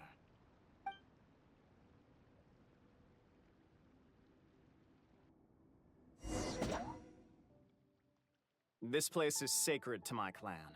It's where our brave forefathers once took up arms against the Dragon of Old. After a bitter battle that dragged on for many days and nights, finally, our forefathers fought the dragon into submission, and it fled. They took turns, though. Some forefathers worked the day shift, while others worked the night shift. So they say. It's just a legend, though. Wait a second? Did I just hear you admit that your clan's history is just a legend? History, legend, who cares? My clan was definitely courageous, that's the point. That's the truth. And isn't the truth what we've all been arguing about non-stop for all these years? Cape's words gave the traveler food for thought. Could it be that the truth in a fictional world is equivalent to fiction in the real world? But that would have to wait. Apparently, Cape was not alone in his pilgrimage to this sacred site. Unwanted company had arrived. The traveler and the talking cat, Nekomata, decided to teach them some manners.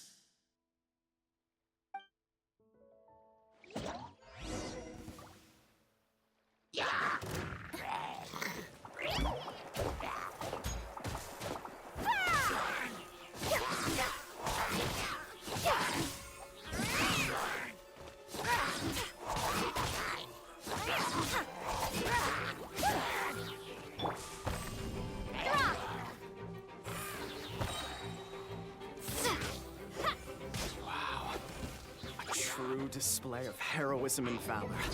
It was as if the spirits of my ancestors were fighting through you. Here's a thought. Could be wrong, but maybe the Traveler Marquis is a lot more powerful than your ancestors. Technically, by saying that, aren't you implicitly acknowledging that my clan's history is, in fact, true?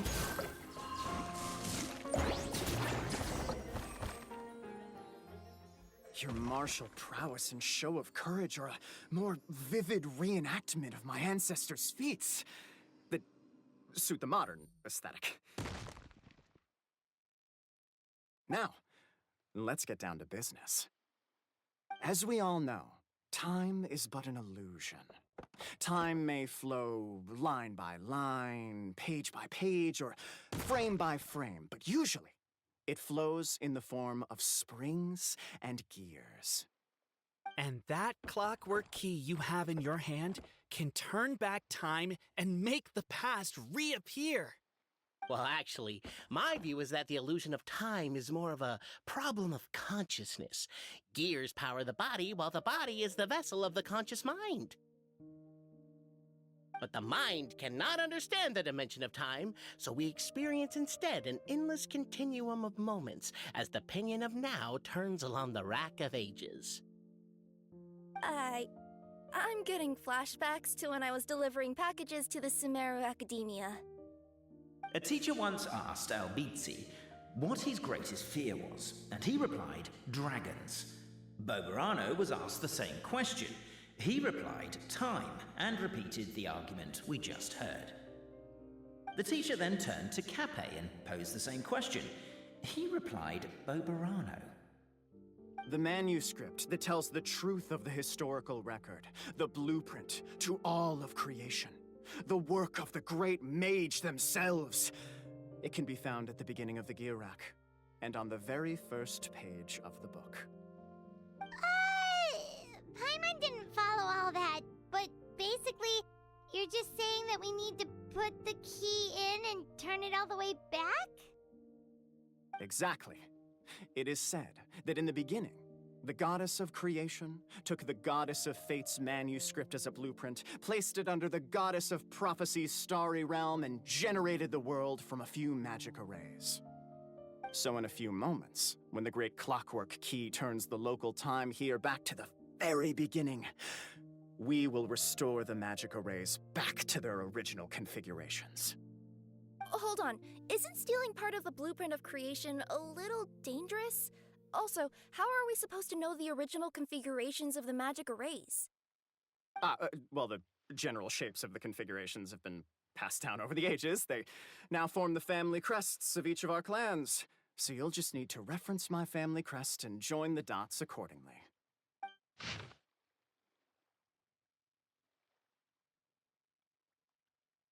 To address your other concern, when the house has already been built, do you really think that taking away the construction crew and blueprint will cause it to collapse? The Traveler Marquis prepares to insert the great clockwork key into the nearby keyhole.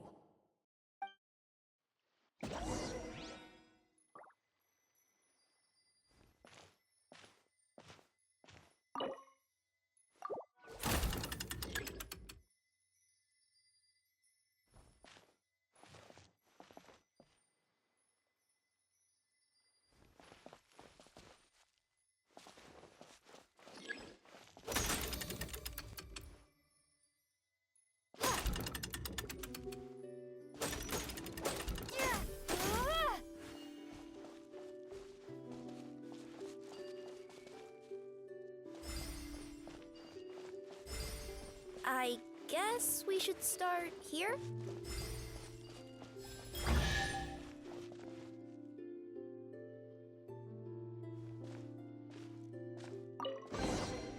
I'll keep this close. Behold, the sacred writings that record the truth of... No, wait. That have shaped the truth of history. Gather round and let us bear witness.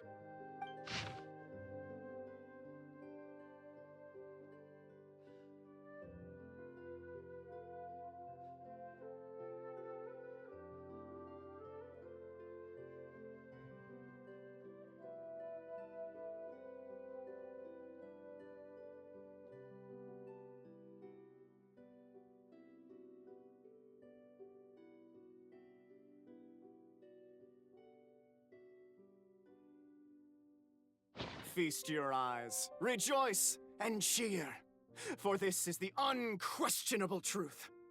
Look at the signature. Nobody is capable of forging that. I don't believe it. So, all along, our histories have been false? Don't lose heart, Albeetsi. It does not follow from his is true that ours are false. That might be the most bogus logic I've ever heard. But keep up the mental gymnastics, Boberano. I've been waiting for that look of jealousy on your face my whole life, and I'm gonna savor it. And yet, it seemed that this conundrum could indeed have more than one solution. Everyone agreed that there may be more than one truth. The party decided to visit the sacred sites of the other clans and see what their documents had to say. Isn't a narrator supposed to remain detached and objective? It feels like you're forcing a narrative agenda on us here. Well, whatever. I'm in a good mood. Let's do it. The instructions say to repeat the process 3 times, and besides, I'm looking forward to watching you both be sorely disappointed. Let's do my clan next. I'll lead the way. We'll need the key again, right? Let me see if I can pull it out. Yoink!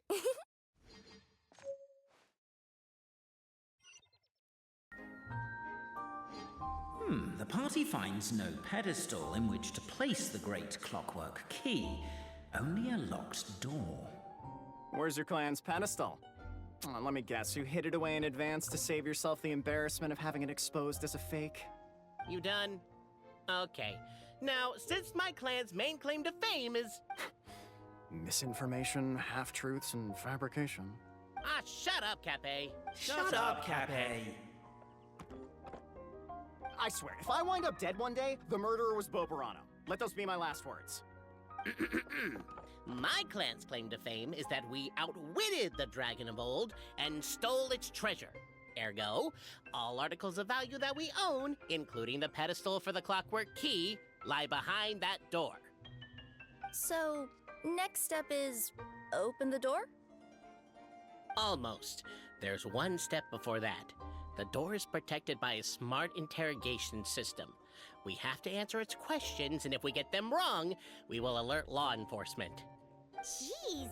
Well, do you at least know the answers?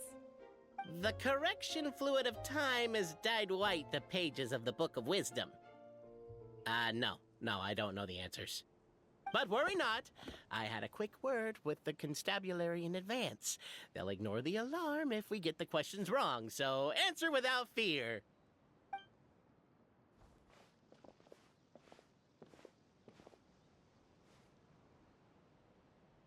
Question 1. Who is it?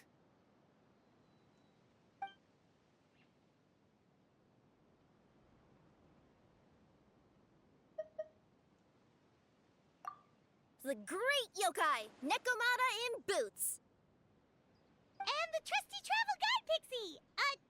Travel guide. Trusty travel guide! Question 2. By which virtue did the ancients defeat the dragon?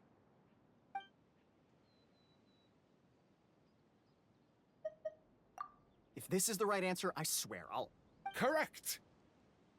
What? A barefaced lie. So low. Question 3. Which is more real? The fiction of the outside world, or the truth of this world?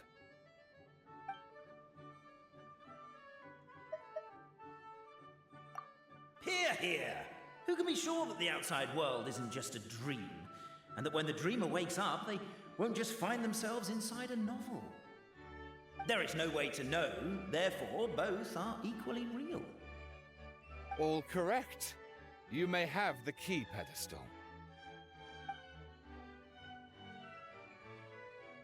Traveler Marquis, you know what must be done. Please insert the great clockwork key.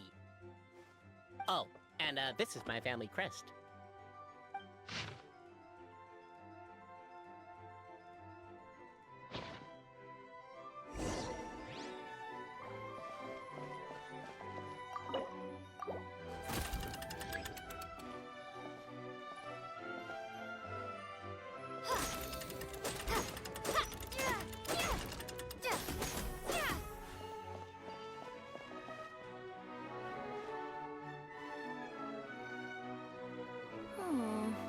Do we really need this one?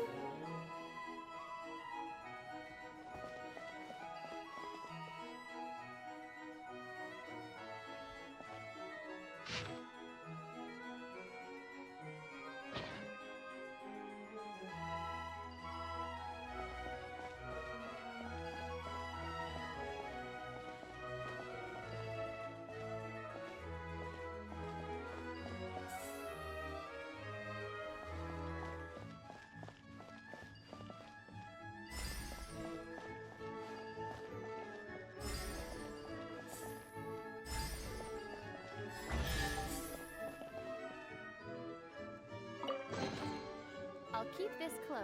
Now, let me see what elaborate fiction the Clan of Wisdom was able to conjure up. If anyone's listening, I would like to submit these as my last words. I surrender. I'm the one who murdered Cappe.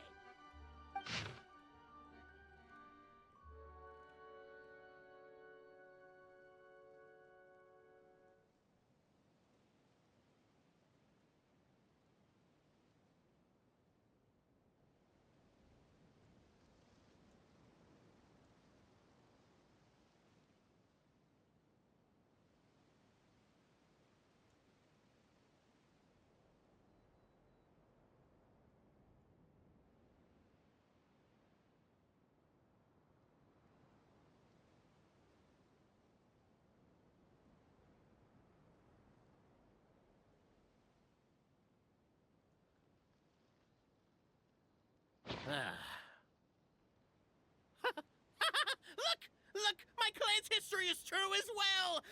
There's that same unforgeable signature again, right here! What? Oh, does this mean that my clan is the only odd one out? Given that my clan's wisdom is such a subject of ridicule in your eyes, I will now appeal to my own personal intelligence, which I believe far surpasses that of my clan at large, and make a prediction. It seems likely that the claims made by each of our clans regarding their history and virtue are all true. Bobarano? How can that be? Oh, I get what's going on. Once, when I was drinking with Gujiyai, she bet me a round of dried fish that I couldn't guess which cup the umeboshi was under. Whichever one I guessed, I was always wrong, and Gujiyai would lift a different cup to reveal the umeboshi. But then, I learned later from one of the shrine maidens, Miyuki, that all of the cups had an umeboshi under them. Just goes to show, I still got a long way to go before I become a great yokai. Oh, don't mind Fox Lady. That's just her way of teasing you. Actually, that reminds me. We can now open these 3 treasure chests. And unlike the guessing game you mentioned, this one's not a trick.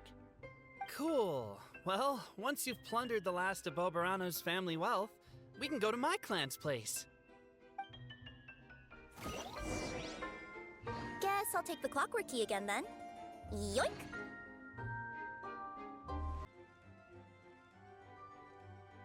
Up ahead is my clan's gigantified guard.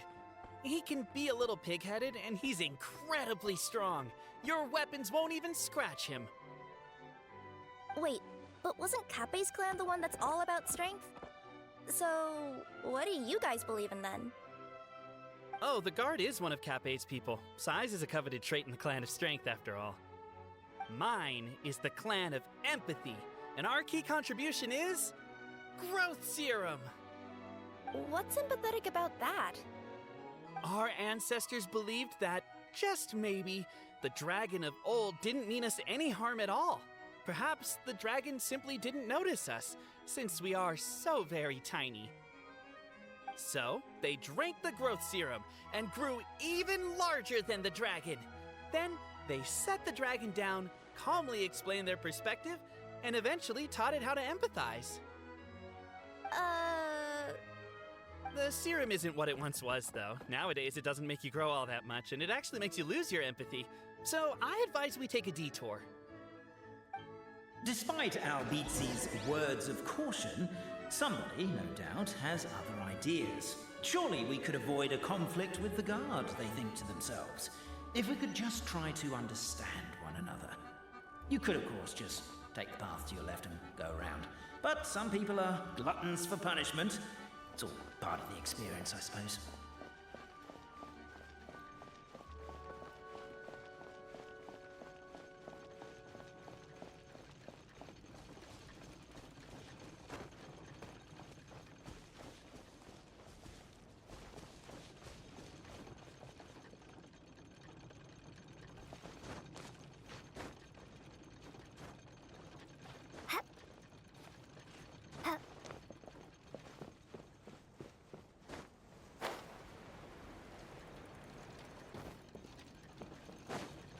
Determined, presumably, to always do what is right and never do what is not right, the Marquis refused to take the path on the left.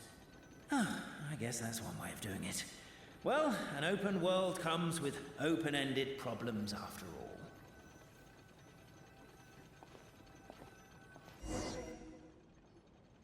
We should be getting close. Why is this place so full of junk? Are you the kind of people who never throw away the box when you buy something because you're worried you won't be able to return it without the original packaging? We'll never find the Oracle Pillars in all this mess. Never mind that. We have a more pressing issue. It seems there's a slight problem with my clan's family crest. The Marquis may need to utilize their wisdom to solve the issue.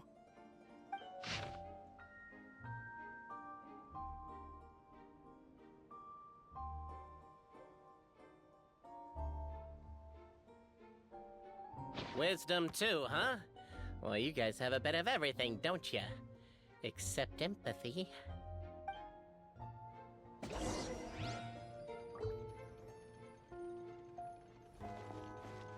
Over here! Yes! Keep the noise down! We don't want to alert the guard.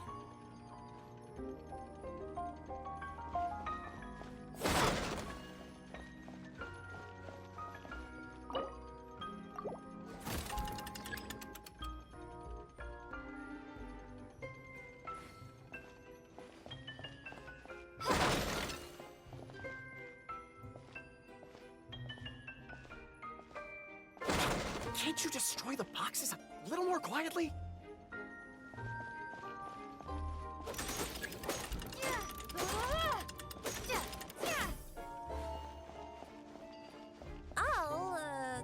I'll go keep watch.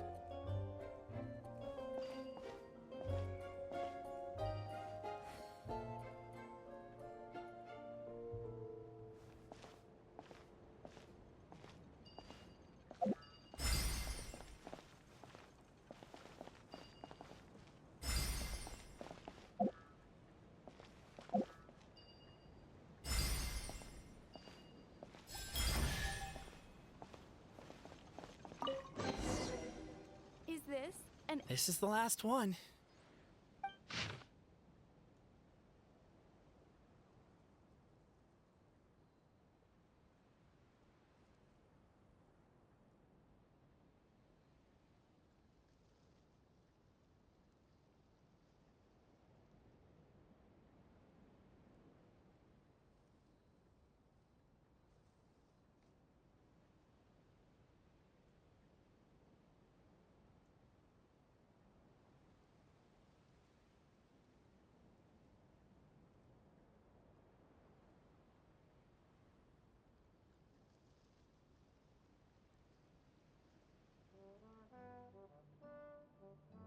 The signature.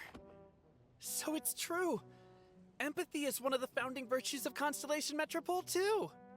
Just as we suspected, all three are the truth.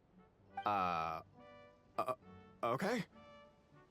Well, this is a lot to process. I feel a little empty inside. Yes, we found the truth, but there's too much truth. I get you. It's like in Inazuma, when there were only 6 books in the Mirage Warrior series, it was really popular. But by the time book number 88 came out, nobody wanted to read it. They'd all lost interest. A brief moment of joy is drowned out by a growing feeling of melancholy. But perhaps there is a glimmer of hope to be found too? Anyone?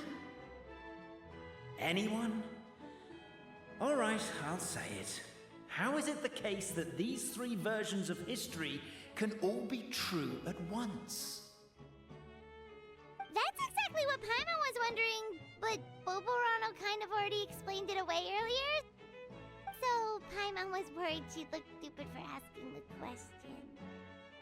It's not a stupid question at all, my dear little pixie. While I did postulate that different truths may coexist, there is an issue when it comes to these 3 truths in particular.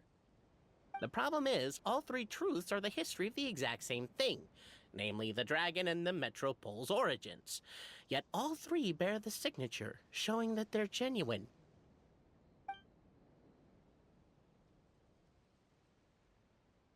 Suddenly, the sound of a bell rings out.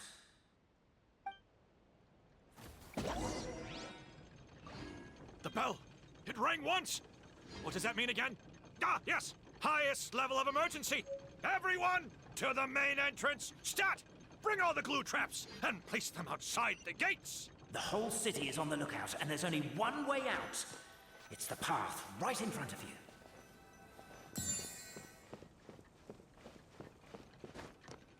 Why'd they ring the bell anyway?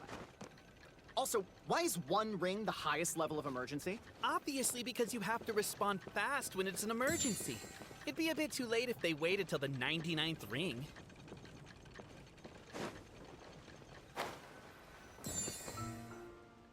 They're outside! After them!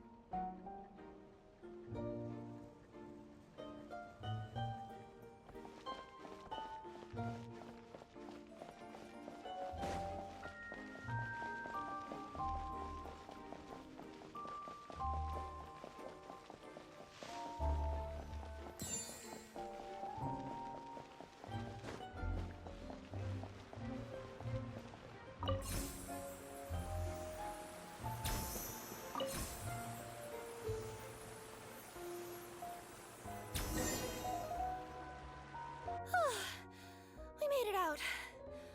Don't know if we'll still be needing this clockwork key, but I yoinked it out before we ran, just in case. Okay, but back to the truth problem. There are 3 conflicting versions of the truth, and somehow they're all still true. What is that supposed to mean? I don't know. I doubt anyone here in Simulanka can make sense of it. All we do know is that any manuscript bearing her signature has to be valid. Well, she is the goddess of fate, the creator of all this. And all these manuscripts are her grand design. The reason we argued about who was right was that we didn't know enough about the truth of the past. But now we have the truth, so we just have to accept it. As surely as we will follow the clockwork path designed for us, so is this the course that history has taken. It is clear and incontrovertible. We will never argue again. Thank you all. Is that all there is to it? Is this where the decision made at the first crossroads of destiny has led us to? A pointlessly happy ending? Overthinking it would be equally pointless. Well, that's enough for one day. Time to take a break. Could you be any more cryptic? You're planning something. Paimon knows it. Whatever happens, today was a breakthrough in my journey of discovery. I will go back and share it with my clan. Me too. And me. Let's leave it there for today then. I'm sure we'll find out what else Mr. Narrator has planned for us tomorrow.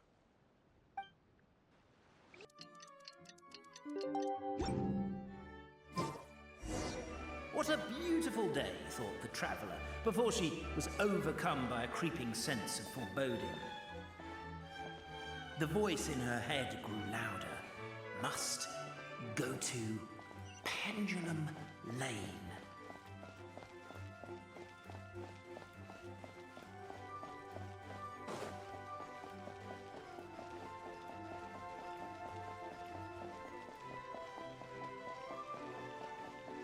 Pendulum Lane is just up ahead. Something must have happened here after all. Everyone's crowded around.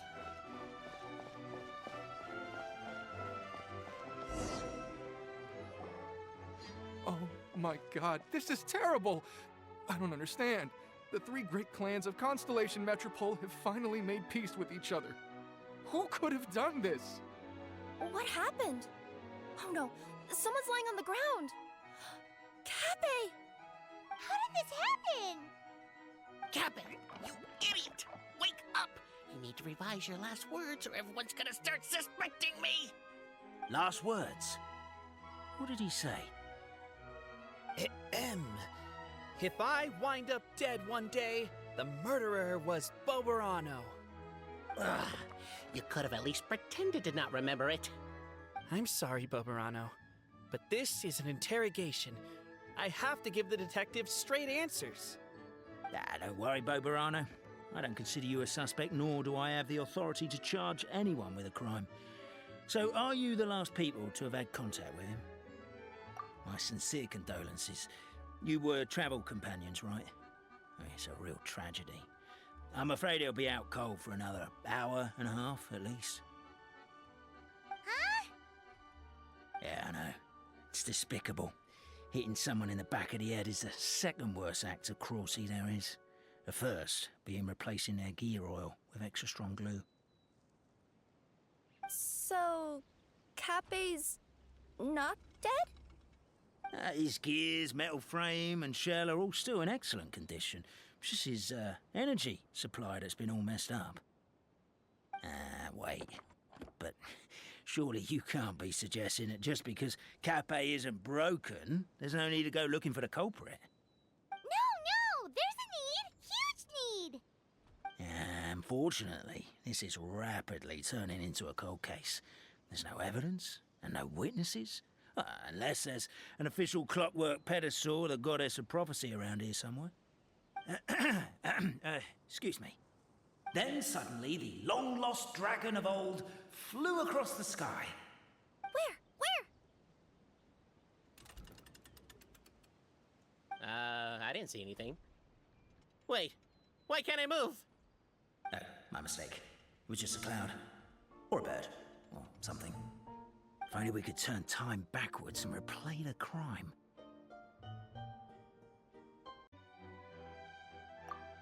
Isn't that one of those, clockwork socket things right behind you?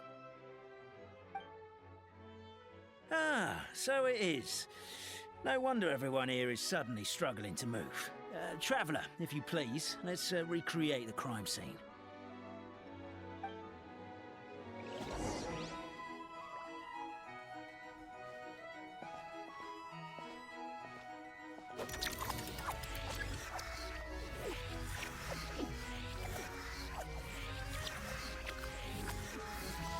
The crime scene's too chaotic. I can't make heads or tails of it.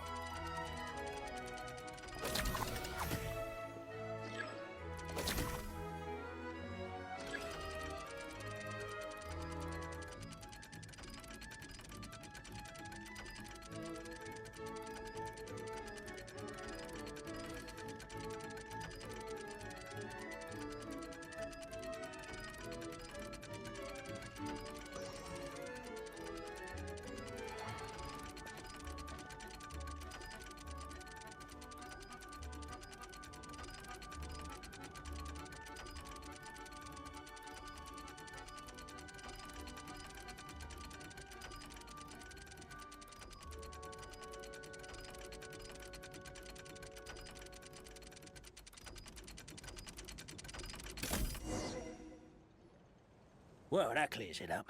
Cape was walking along the street, then he suddenly collapsed. He was faking it. What? So case closed? Aren't you supposed to investigate a little more first? We literally replayed the crime scene and saw it with our own eyes. There's no need for any evidence gathering or powers of deduction now. And besides, maybe the truth is inherently strange by nature. Like how Constellation Metropole has 3 histories, each of which is the truth. But didn't you say Cape was struck in the back of the head and knocked unconscious? For all I know, he could have bashed his head against a toilet bowl before leaving the house, then walked here in a daze before finally passing out. As for why he might have done that, my guess is... With the Supreme Clan question left unanswered and the tension in Constellation Metropole suddenly wiped away, he was looking to create a new source of conflict. Only then would the city feel alive again. Do we really think he's capable of that, though? Sounds like a pretty complicated conspiracy for the average Simulanka resident. Traveler, something about the crime scene isn't sitting right with me. It just seems unnatural. Also, anything outside of the immediate area won't have appeared in the replay. Is it possible that something was missing from the scene? Why don't we search the area? Wait, what are you doing? Oh, we're gonna head to Cape's house to check the toilet bowl for signs of an impact.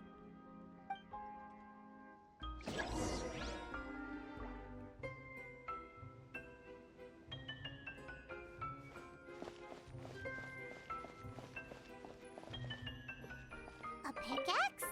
What is it doing all the way down here? There's gotta be a story behind it. Let's take it.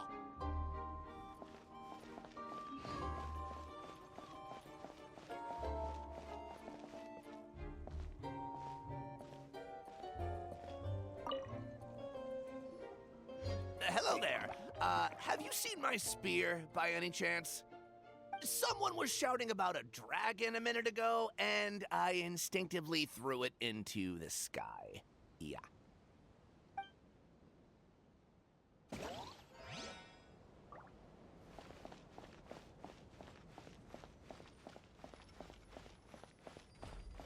There's a spear here. It looks so mysterious. Let's take it.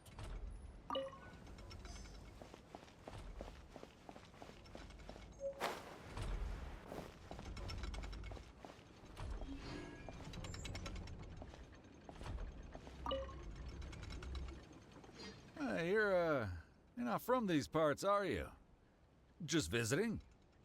Yep, that's right. Why? What's up? Ah, well, I was gonna offer you a great job in the Titanium mines. A safe and secure working environment. Doesn't sound very safe. At least not as safe as being a courier. To keep the Titanium ore intact, we use specially designed pickaxes that can't cut through it. Even if you struck a person with it, it wouldn't so much as leave a scratch. And in terms of labor intensity, the work has been rated as Class 2 physical labor by a reputable organization. Even cats can do it. I'm not. Never mind. I give up. Welcome to Paimon's world. Mind you, I don't know what happened today, but somehow a pickaxe has gone missing. Maybe one of the giant guards broke it down, so someone took it to perform a rapid resuscitation procedure. Sounds pretty brutal for a first aid technique. Still, a missing pickaxe. Huh. Is it just me, Traveler, or does it seem kinda suspicious?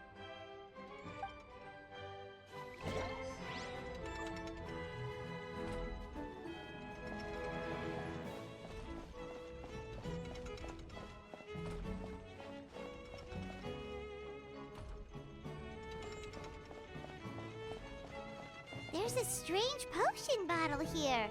Looks so weird. Let's take it.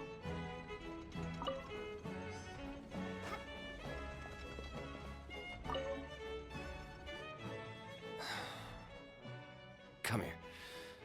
Whatever it is you were looking to buy, please do come back tomorrow. It's just, I have to close early today.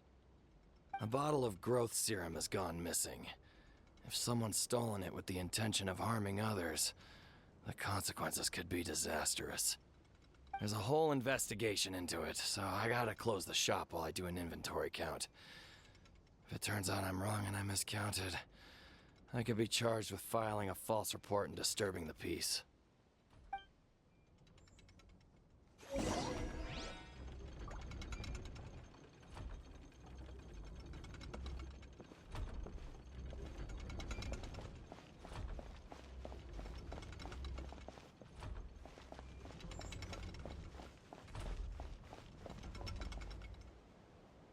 Let's say one of these was the weapon used in the assault. Which one do you think it is?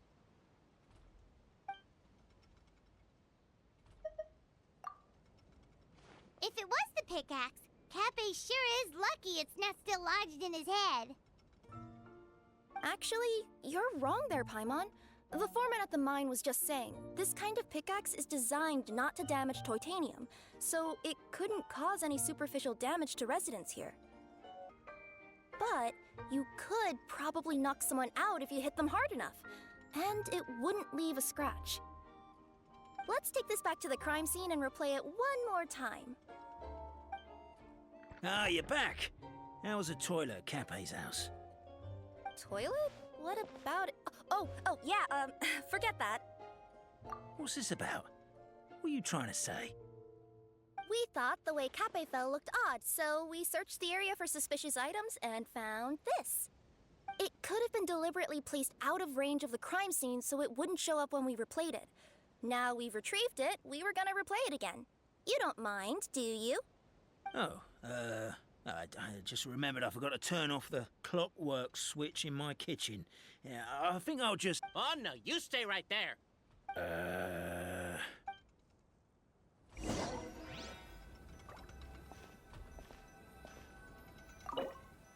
We should be good now.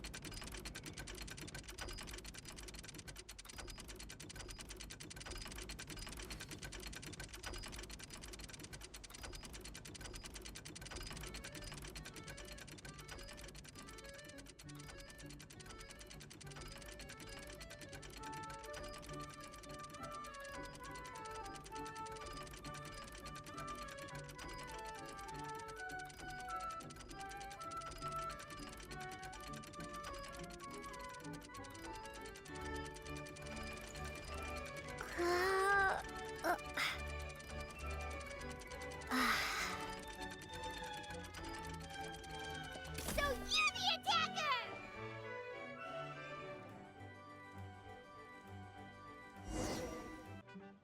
So, it was you!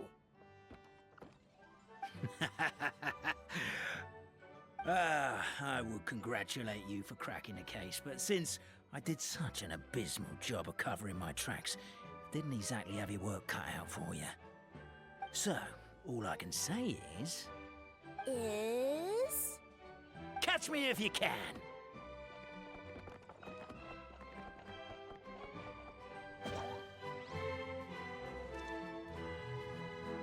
We have a runner! That's it! Let me at him! The would-be Marquis of Carabas dispatched the Nekomata in boots, who ran off in pursuit of the poor little minion.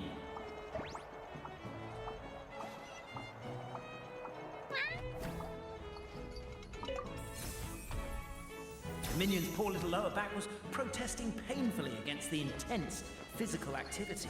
He decided to take the elevator, giving him a moment to catch his breath.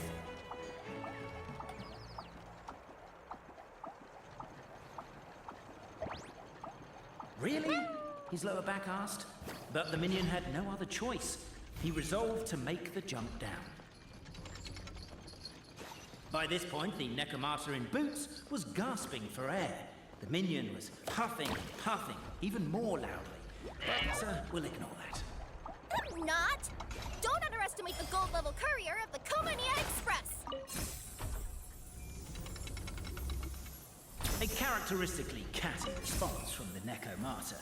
Tell me, what do you hope to gain from bullying me? I get to let off some steam!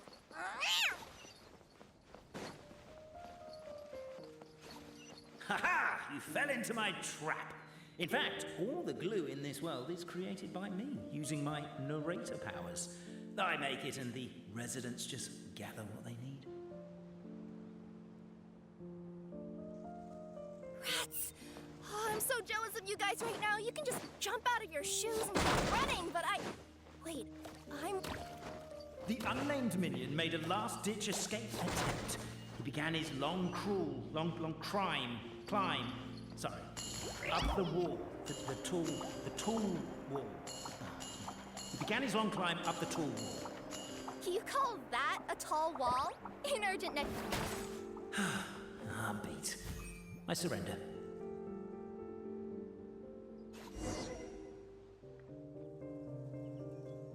You've got nowhere left to run. All right. I confess. That was fast. Getting caught by you here was a backup plan. I don't know if what I've done will make things better or not. Time to come clean. I am the narrator, the one who's been guiding you all this time. Okay, I guess my voice acting skills have some room for improvement.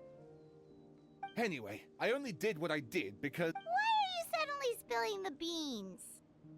I poured my heart and soul into all this. I was worried you wouldn't ask. The truth is, I was one of the first conscious beings ever made by the goddess of creation. And I've known for a long time that this whole world is just a fairy tale written by the goddess of fate. I know they say that fairy tales are just made up for kids to read, but I refuse to believe that fairy tales are just fictional stories and nothing more. The reason why Constellation Metropole has 3 origin stories is that the goddess of fate wrote 3 drafts and couldn't decide which one she liked best. Then her cat trod all over them, and they all got crumpled together, so the 3 worlds just sort of folded into one. The goddess of fate was torn between them anyway, since she couldn't decide which ending was best for the dragon or the kids. So when she saw what the cat had done, she simply decided to go with all 3. Who'd have thought? But what does any of this have to do with what you did? You're not a fictional character, so you couldn't hope to understand my sorrow. Honestly, I don't think there's anyone in all of Simulanka who would understand. Every day that I experience, every interaction I have with another person, is it really all just a work of fiction? The only reason the 3 great clans wanted to find out the truth was for the pointless task of electing the supreme clan. I thought that once they'd learned the truth, it might make them curious enough to investigate further. But as it turned out, they just accepted it and carried on living the same old lives. I have to motivate them to keep looking for answers now that they think they've learned the truth. I have to make them uncomfortable with the superficial explanation that they took at face value. And I have to figure out, once and for all, while you real people from the outside world are still here, are we real? Aww. That's my full confession. Time for you to take me back. I'm guessing I'll probably be forced to make a public apology, then sentenced to half a day in solitary confinement. I definitely deserve half a day. Oh, also, pass this message on to Cape, Bobarano, and Albizzi, if you could. The Great Clockwork Key was originally put in place jointly by the ancestors of the 3 clans. If the 3 of them had any ability to cooperate whatsoever, they'd have been able to remove it by themselves. Over all these years, not once have they ever tried removing it together. Oh, my poor child. There's one thing you've been mistaken about this whole time. Ah! Whose voice is that? Detective? Was that you? Your voice acting's actually pretty good. The reason fairy tales are suitable for children is that they help them to understand the world. Fairy tales may be works of fiction, but at their heart lies an internal logic that is undoubtedly real-world truth in a condensed form. Perhaps they simplify good and evil, and perhaps they hide the darkness in metaphors. But let there be no doubt. The world within fairy tales is as real as can be, and by extension, you and your compatriots are also real. Goddess! Is it really you? The line that separates footnotes from narrative can never be crossed. Never the two shall meet. This is why you have never heard my voice before. But now you wish to break free from the story, and there's a cat nearby, so you can hear my echo. Nekomata! Just your echo? Oh, poor detective. So, we are a part of the real world too.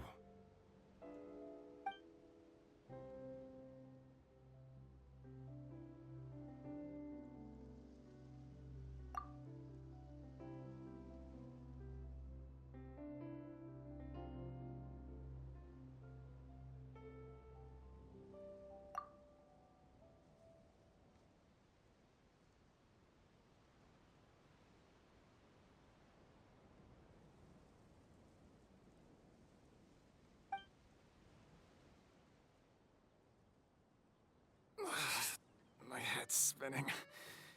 Albizzi just gave me a quick rundown of the situation. So you caught the detective? Sorta. We chased him until he surrendered. Oh, and he asked us to pass on a message.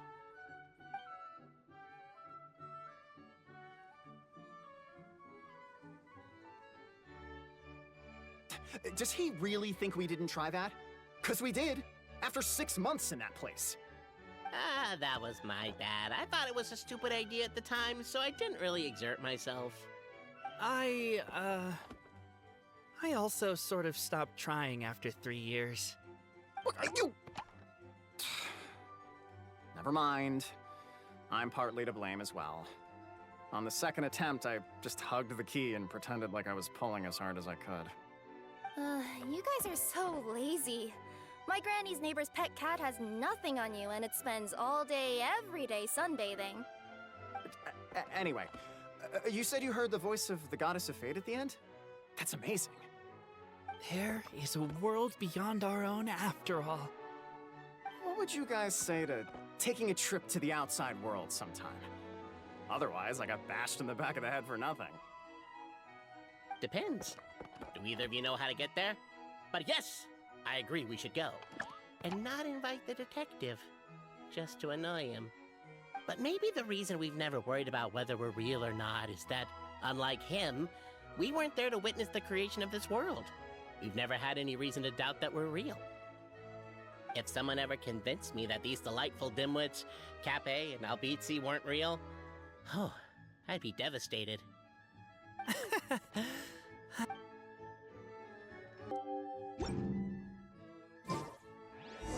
time has come to slay the dragon. How are you feeling? Nervous? I'm once curious to see what this end of the world place is like. Come on, let's go meet the others at the station.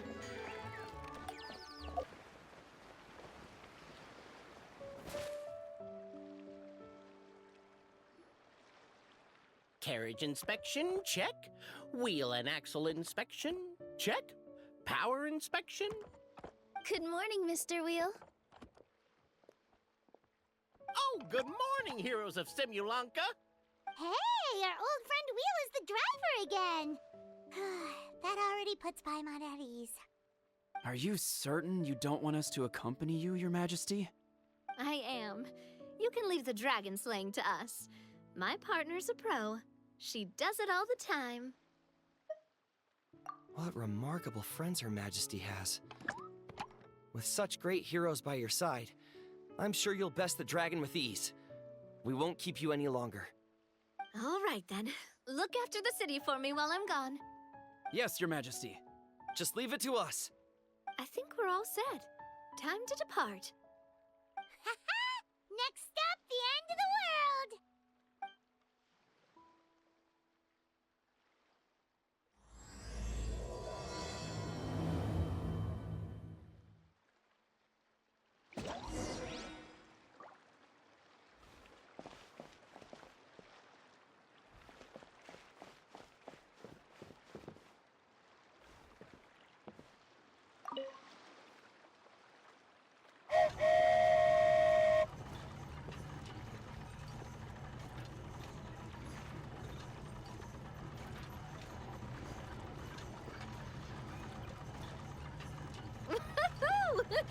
So this is what it feels like to ride a toy train. Ooh, you're really easy to please, Navia.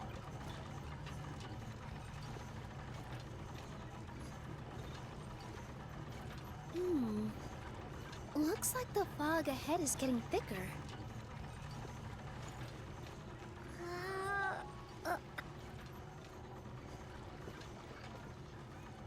Attention, passengers. We've arrived at the transfer point. All change, please, all change.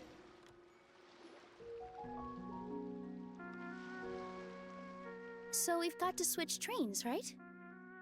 Huh? What's that?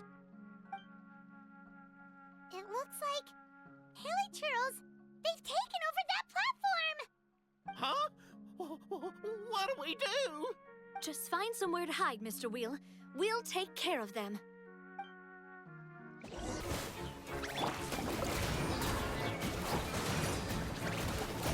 I'm out of here! That's all of them. Thank you so much for your help, everyone.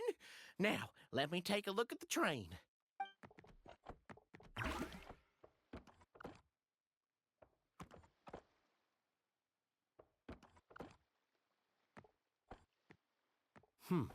The carriage is a little scratched up, but there doesn't seem to be any real damage. And the engine's still operating normally, so I think we're good to go. Wonderful. Let's keep going then.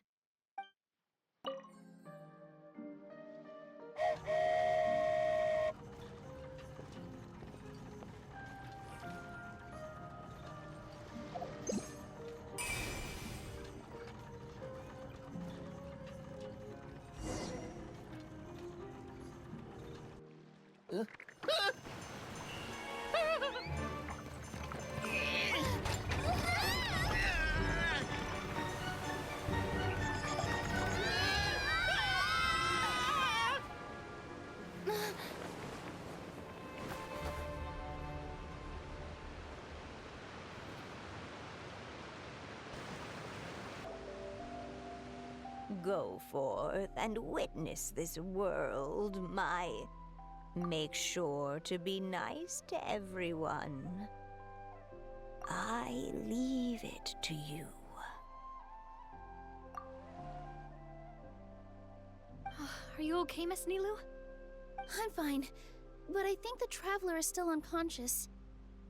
We're lucky this guy caught us on the way down. Passed out from a little fall, did ya? How fragile. Oh, cut her some slack. The traveler's had a rough few days. We should just let her nap for a bit. But my leg's falling asleep. You couldn't have set her down on the grass over there, Hat Guy? Ha! I go out of my way to save 4 people who fall out of the sky, and now you're nitpicking my choice of soft landing? That's the most ridiculous thing I've ever heard.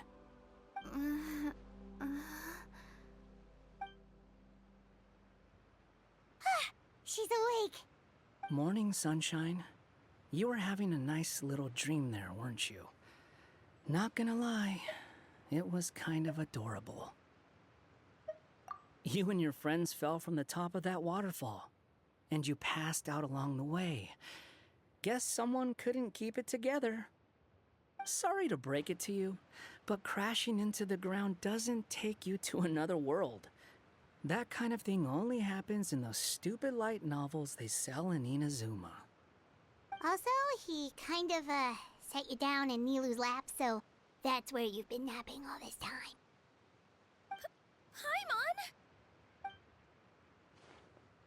Oh, no. It's all right. I'm just glad you're okay. You didn't hit your head, did you? Is the dizziness gone? Really? What did they say?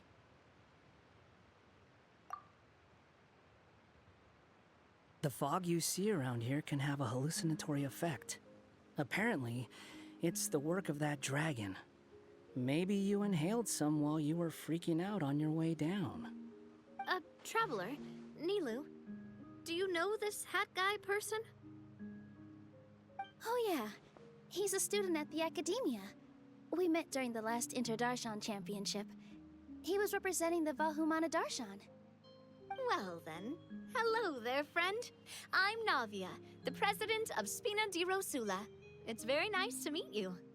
So, should I just call you Hat Guy as well? Seems like that's what everyone's calling you. Sure. Whatever. Wait, Hat Guy. What's that sword around your waist? An unwelcome encumbrance, that's what. I've had it ever since I woke up here. Tried to toss it, but no matter what I do, it always reappears. Such a pain. Anyway, if any of you want the hero sword, you can have it. Wait, it's called what? The hero sword. Meant to be wielded by the hero. I know. Me of all people, right? The irony. What? You're the hero of this world? Will you calm down? It's just a dumb title. Oh, it's just that this entire time, we thought we were the heroes of the prophecy. Well, if it means that much to you, you're welcome to claim the title. You'd be doing me a favor. That's not the point! The real question is, if you're the hero, then where the heck have you been all this time? Looking for a way out. I heard there's a boat in this area that can bring you to another world.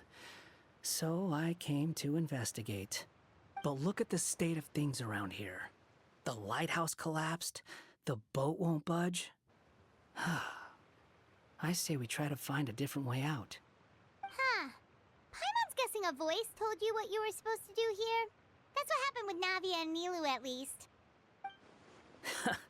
You expect me to take orders from some disembodied voice? Hey, wait! Where are you going? To find the so-called source of this world's misfortune. The dragon responsible for this whole mess.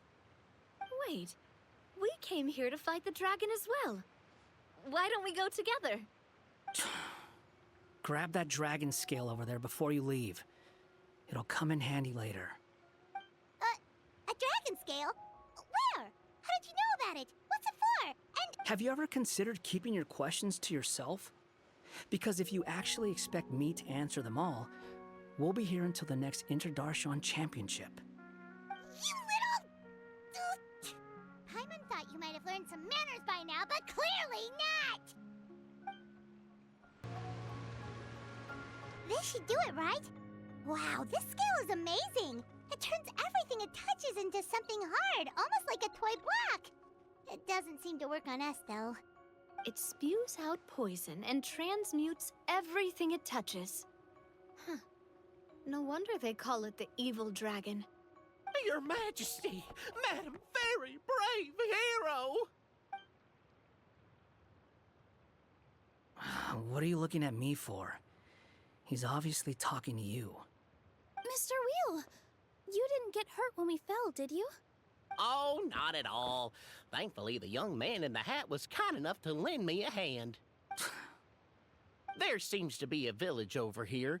Some of the residents used to work in the titanium mines, and some came to fight the dragon, then got stuck here. I see. I'm glad they're all safe and sound. I can try to use my magic to fold a boat to bring everyone back. Oh, I'll help too. Still, I think we need to take care of the dragon first. We don't want it to start causing trouble when we're trying to load people onto the ship. Apparently, the villagers often see the dragon fly into a space behind the waterfall. They think that's the location of its lair. Then we should look around and try to find a way in. I'll wait here for your triumphant return. Your Majesty, brave heroes, please be careful. Well, we made it. But with the force of this waterfall, there's no way we're getting through. Quick, take out the dragon scale. Wait, but... No. Paimon doesn't need to ask you anything. The dragon scale can turn anything it touches into toy blocks, so... Aha! You want to use it to block off the water! See? Paimon can figure things out all on her own.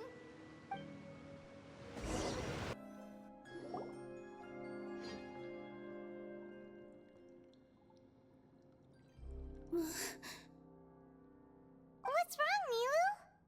Oh, nothing. It's just... I sensed a very powerful magical signature just now. Huh. Guess this is the dragon's lair after all. Huh? When did you put your hat on? Well, we're getting ready to fight, aren't we? I feel more comfortable in my regular outfit. Hat Guy also put away that sword around his waist. Should have never had to use this thing to begin with. Do you need to do anything to prepare, Traveler? Paimon's getting kind of nervous seeing everyone else serious like this.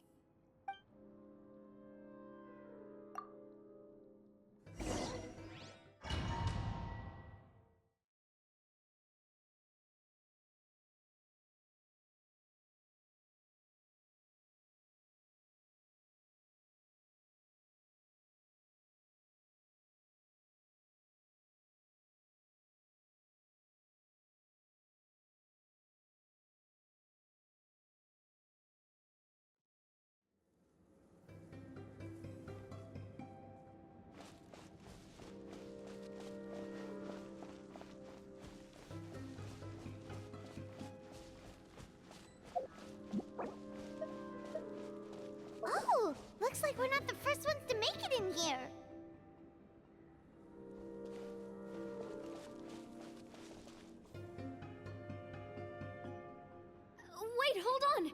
Let's fight the dragon together! They're already gone! Let's try to catch up!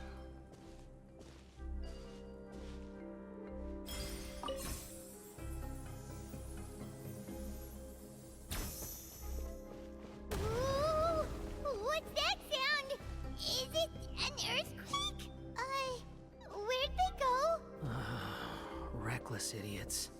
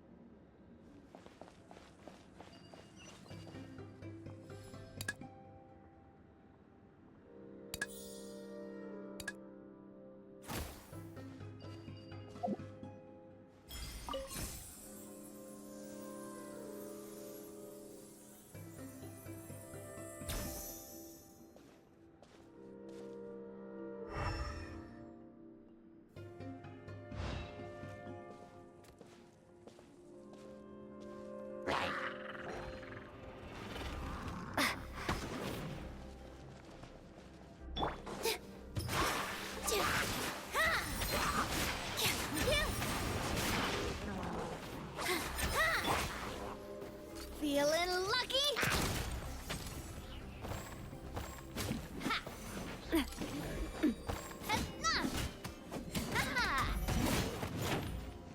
Umbrella warfare, I guess. Positions.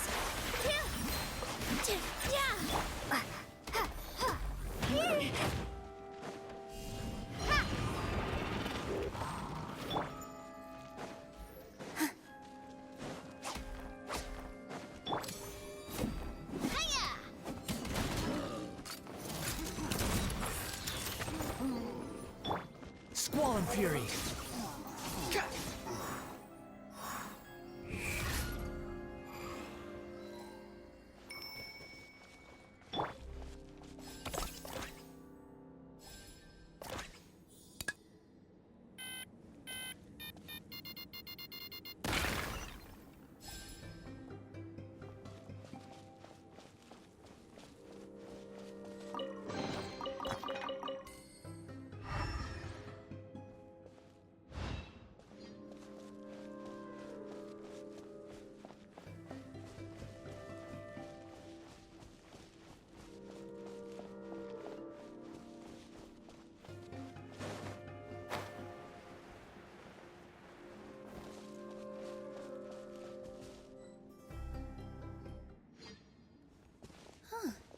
This space is completely empty.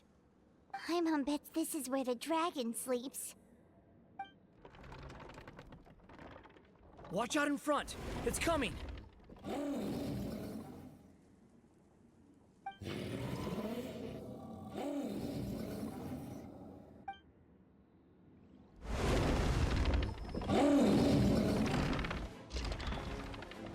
Whoa, that dragon's huge! Can't just attack us without warning!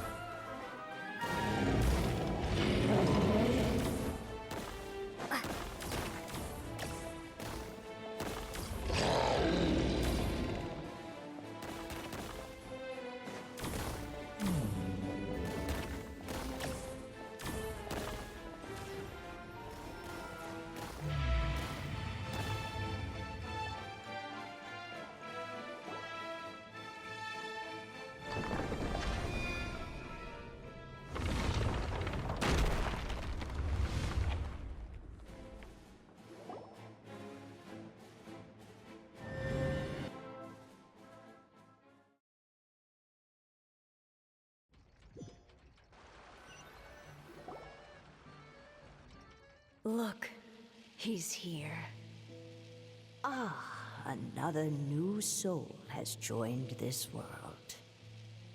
But are you sure his fate will be as you described? Of course. My predictions are never wrong. I just don't like that kind of story. Then you need only do as you said, and let him find his own story within your fairy tale. You're right. Then listen closely, my child. Your name is...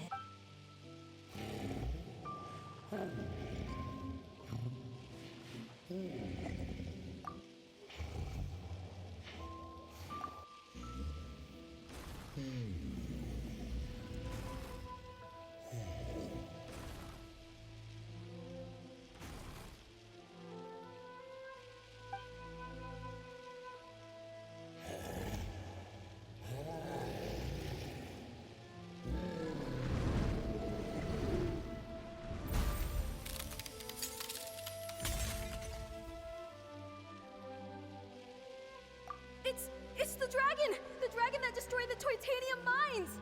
Help! Help! Soldiers, pick up your weapons! Destroy that monster!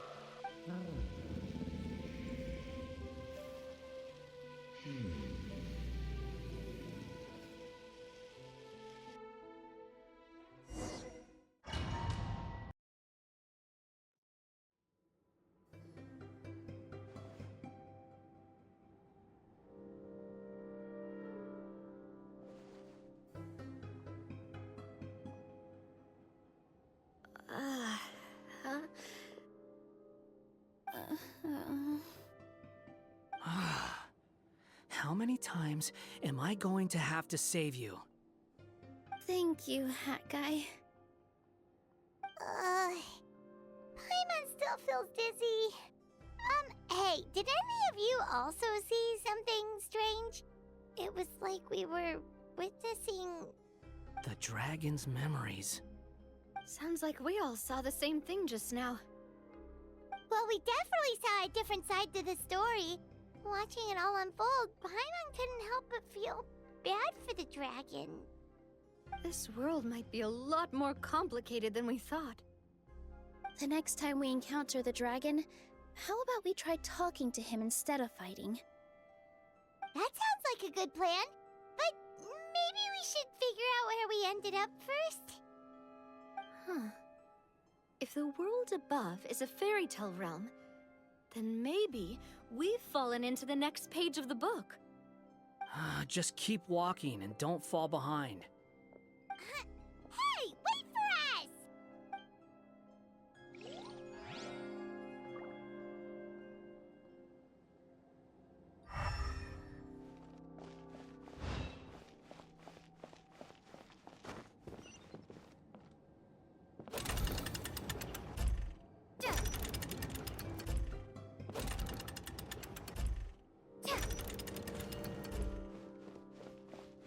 Wow, this place looks a lot different from the dragon lair.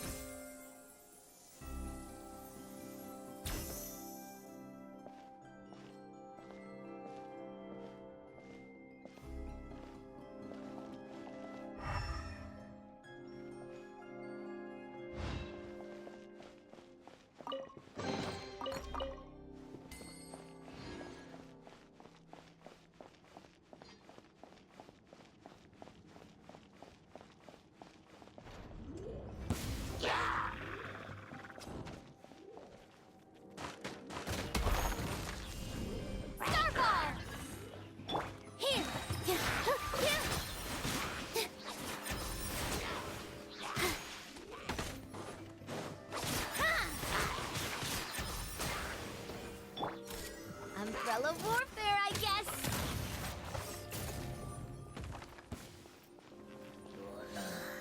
A proper send-off from the Cena with love.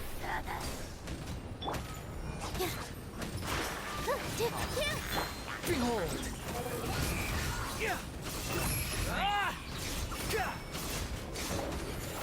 Know your place. This dance is for you.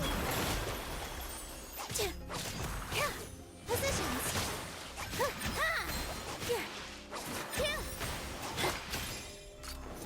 Watch out.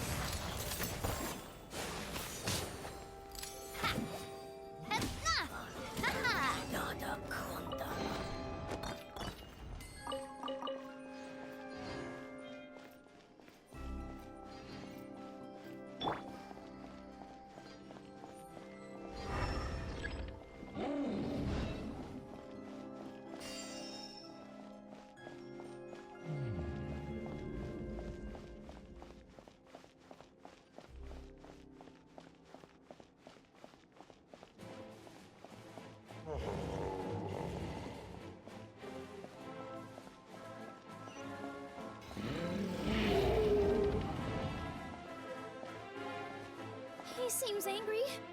We just want to talk to you.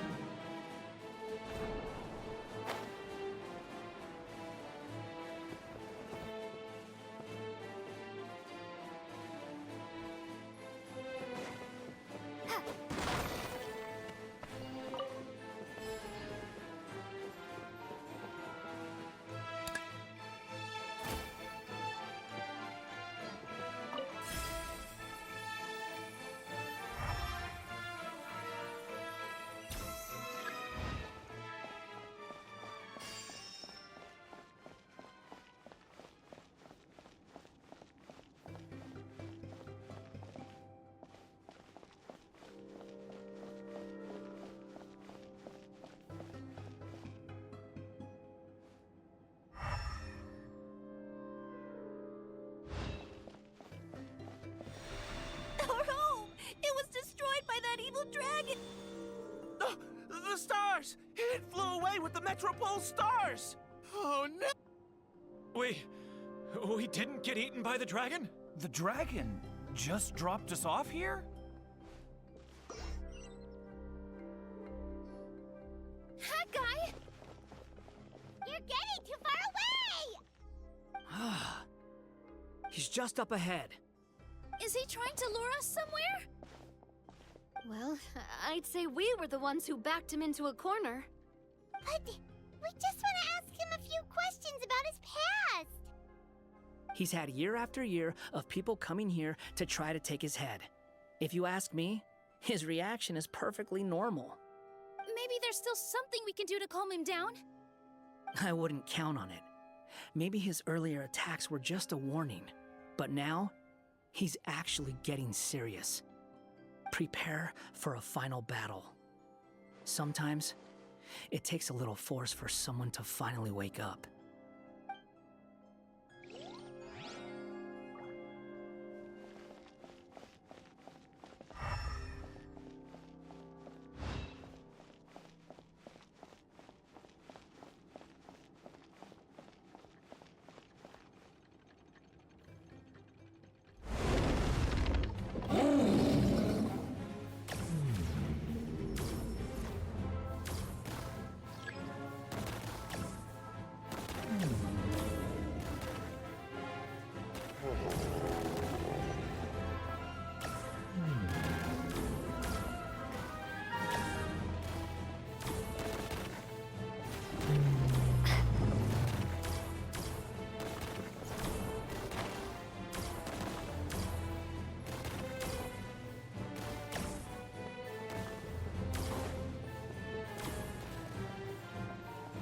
Retreat! Stubborn beast. You really want to get beat up that bad?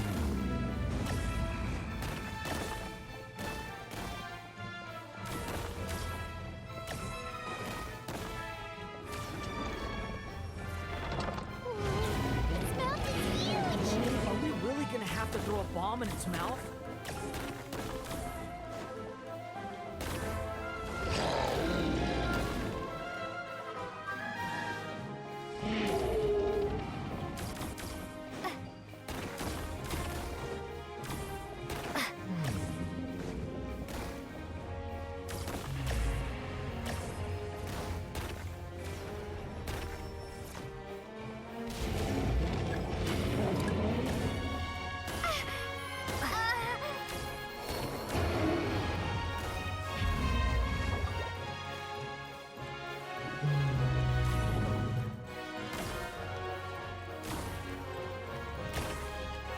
Watch out!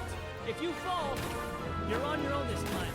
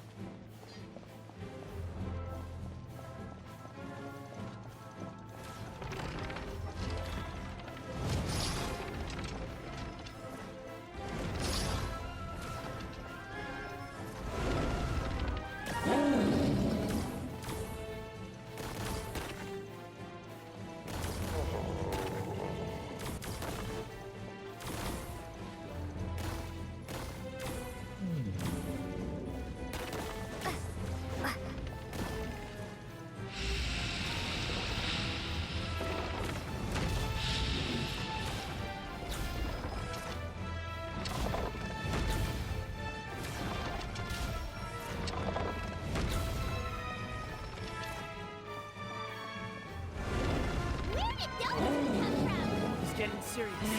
Don't get hit!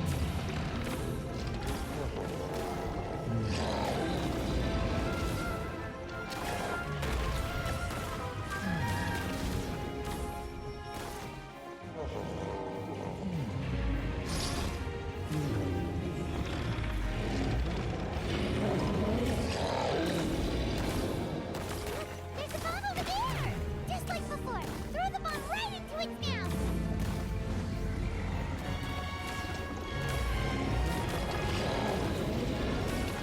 What are you waiting for? Maybe I wasn't meant for this world.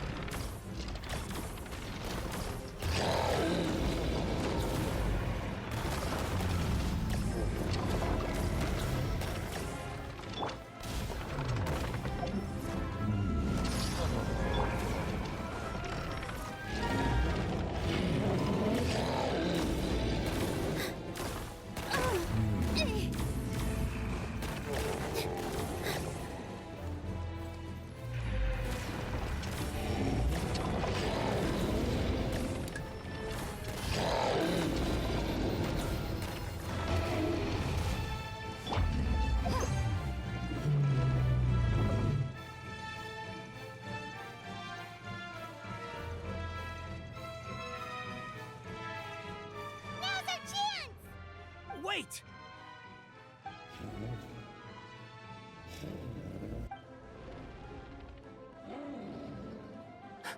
Huh?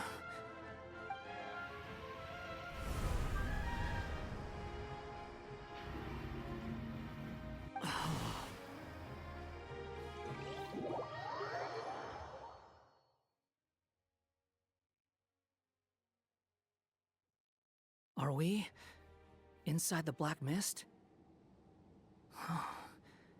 I see something.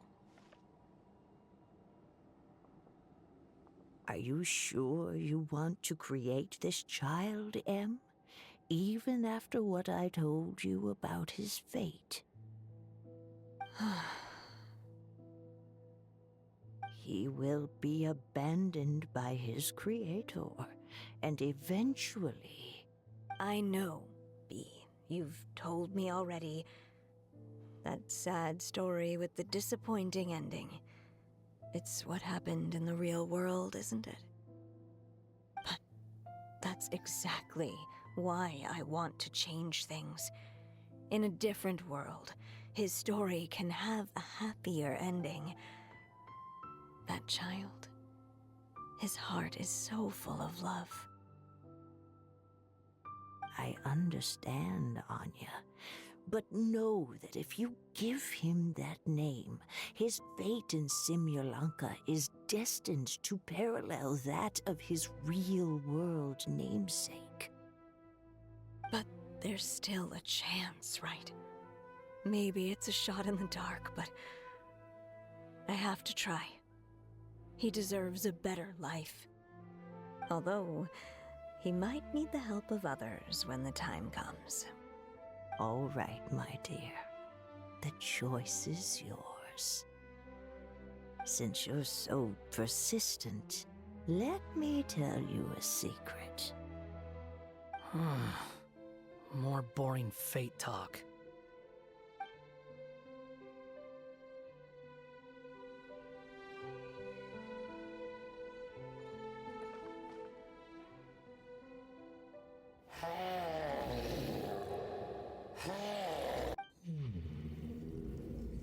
I'm sorry, my child. Unlike my friends, I don't have a long time to live. All said and done, the story of my life will be shorter than the fairy tales in this book. So I will have to leave your side, I'm afraid. It's okay. It's okay. Once I'm gone, I will become a star in Simulanka and watch over you from above. If you ever feel lonely, Just look up towards the sky.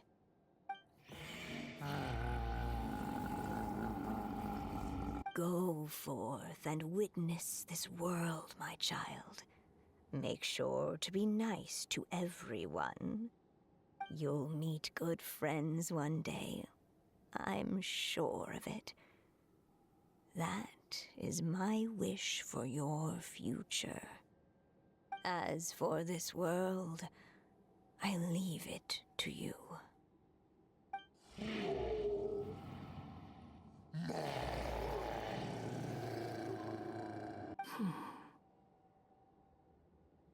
So in the end, you were betrayed too.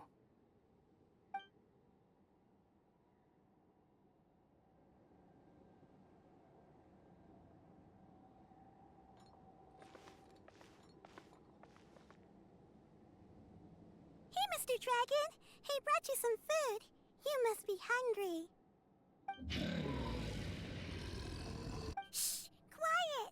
We can't let anyone hear us. Everyone says you're a bad dragon, but you're always nice to me when we play together. You always help me pick flowers way up high that I can't reach. It's okay. Just keep hiding here, and tomorrow I'll... Oh no, my child! Help! Somebody help me! Save my child! The dragon's trying to kidnap her! No, Mom! It's not like that! Listen to me! So you're hated by people too.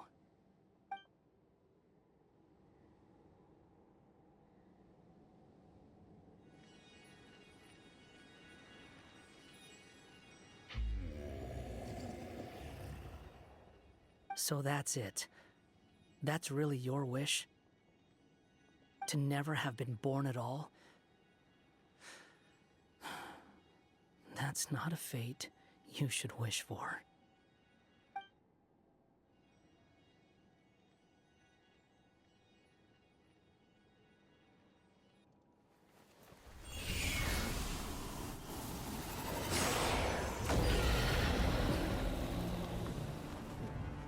Nobody can define who you are, or deny the true feelings of your heart. Now remember your name. Durin.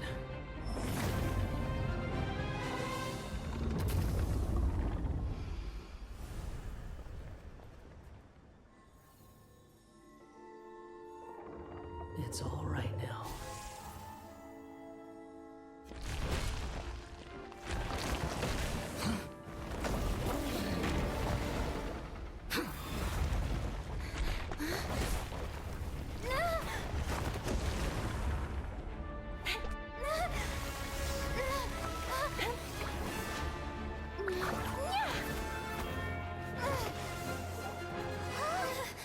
Watch out!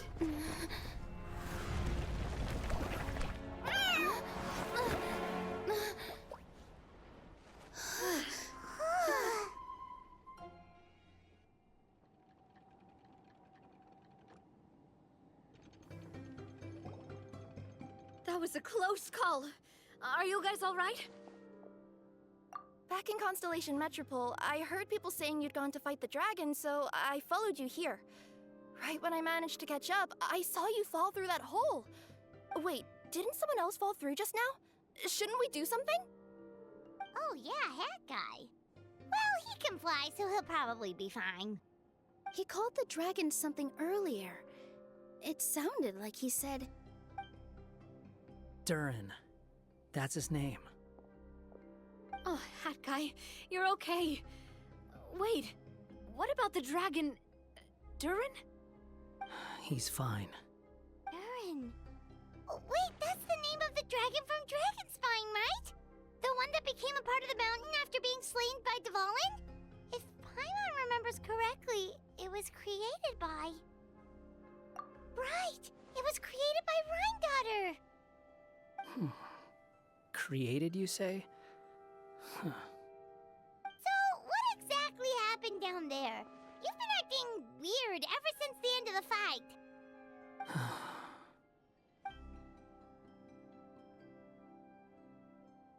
So that's the truth about Simulanka's evil dragon.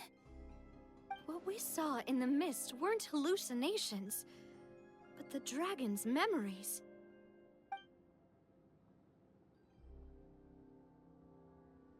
Huh. I heard any stories about the dragon attacking the village. The people we met along the way are probably workers from the Titanium mines, or guards who came here to claim the dragon's head. Durin probably allowed them to live here because there was nowhere else for them to go. When I first came to this world, a voice spoke to me and said, "You are the hero of this world. Now go forth and save the dragon." Who is the person behind this voice anyway? And why did they bring us all here? Come with me. The answer to all this can be found below. Is this a study? That's right. It belongs to the Goddess of Fate. Goddess of Fate? As in one of the 3 goddesses who created Simulanka? Or more precisely, M. One of the mages of the Hexenzirkel. Hexenzirkel? As in... Sorry, Paimon shouldn't just regurgitate everything you say, it's just... It's a lot to take in! She created the story of Durin. Well, the Simulanka version at least. These records should cover most of what you want to know, including the identities of the other 2 goddesses. Read them for yourselves.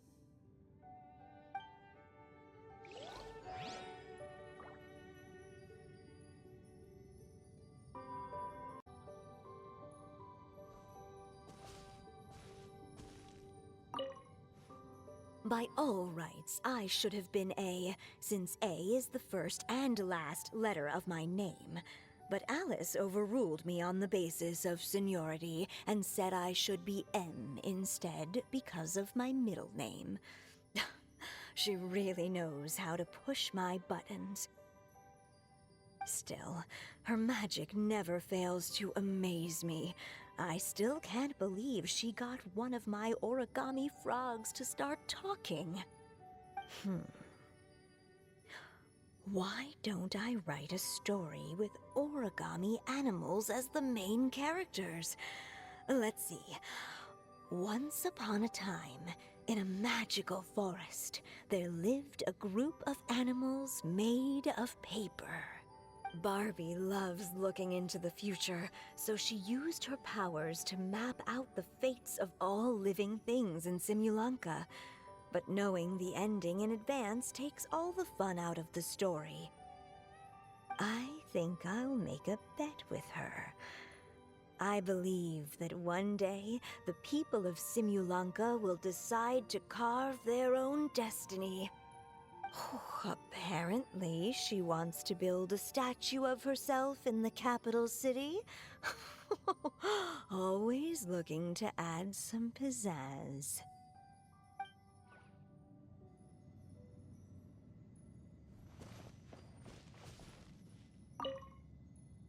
My dear sisters, I fear my pen shall soon run dry. Even now, as I write this letter to you, my dexterity is all but failing me. Thank you for enjoying my stories and for creating this world for me. The time we spent together was the most wonderful youth I could have asked for. I always feel so young when we're together. A says that even after I'm gone, the Goddess of Fate in Simulanka will continue to exist and carry on granting people's wishes. It makes me glad. If you ever want to chat, feel free to pay a visit to the goddess statue. Just don't wish for anything weird.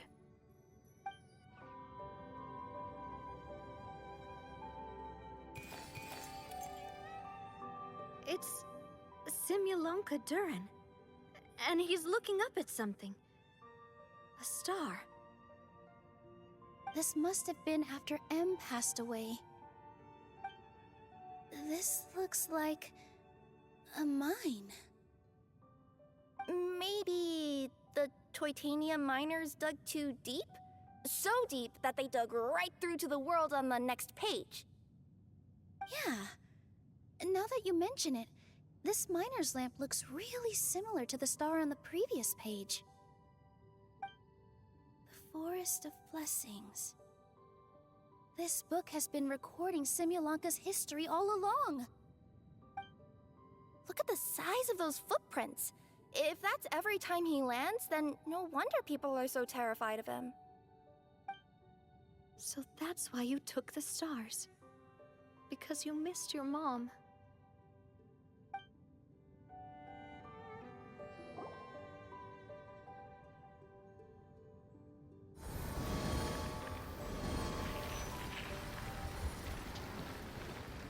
Huh. That statue looks different from the one in the Metropole. It's a different goddess. This one is the goddess of fate.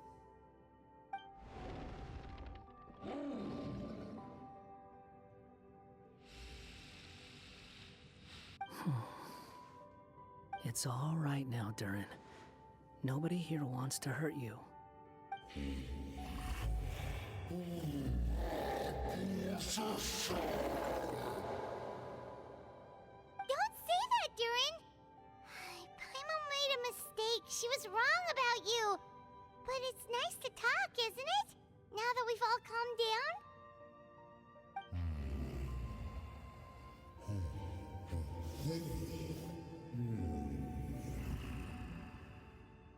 So that's why you made that wish? So stupid. Hey! Anyone with eyes can see that all you want to do is get along with everyone. You just want to make friends, people to play with, to talk to, people who accept you, or at least accept your apology.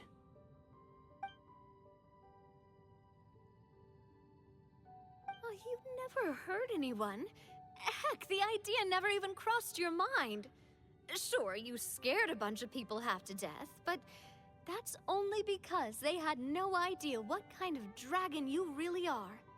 Yeah. If you had a heart-to-heart with them, I'm sure they'd come to understand you and see your point of view.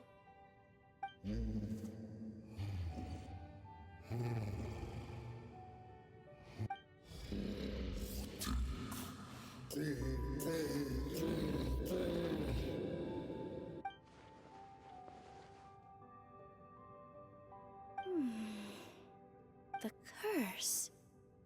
Huh? Nilou? Is it your true wish to live side by side with the people of Simulonka?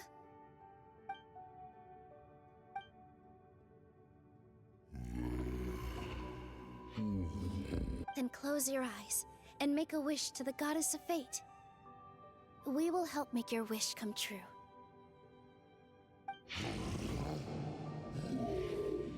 Just trust me.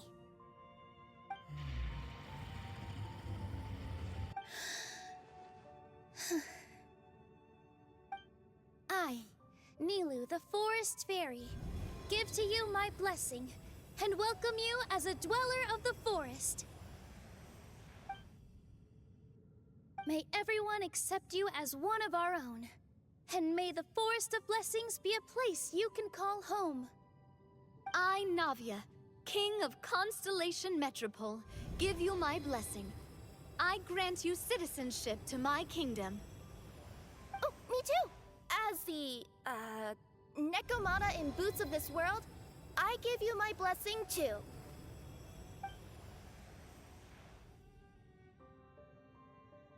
Wait, what's going on? I, the hero of this world, give you my blessing. I recognize you as a resident of Simulonka. May you find acceptance in this world. Also, Speaking as someone who'd like to be your friend, I wish you all the best for the future.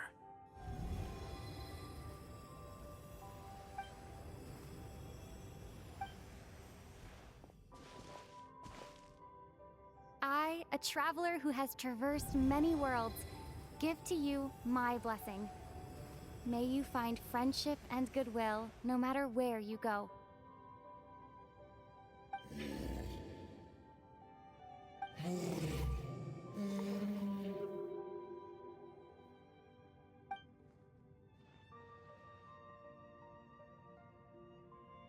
As for this world, I leave it to you. Huh? What? Why are you all staring at me? Huh? My claws. Are these my claws? And my wings? My tail? Does this mean... Wow, you look so cute. Quite a radical transformation. Not that there was anything wrong with the way you looked before, of course. It's just, you get what I mean. How do you feel? Are you happy with your new appearance? Does anyone have a flower with them? Or even just some water or paper from this world? Oh, I do actually. Here you go.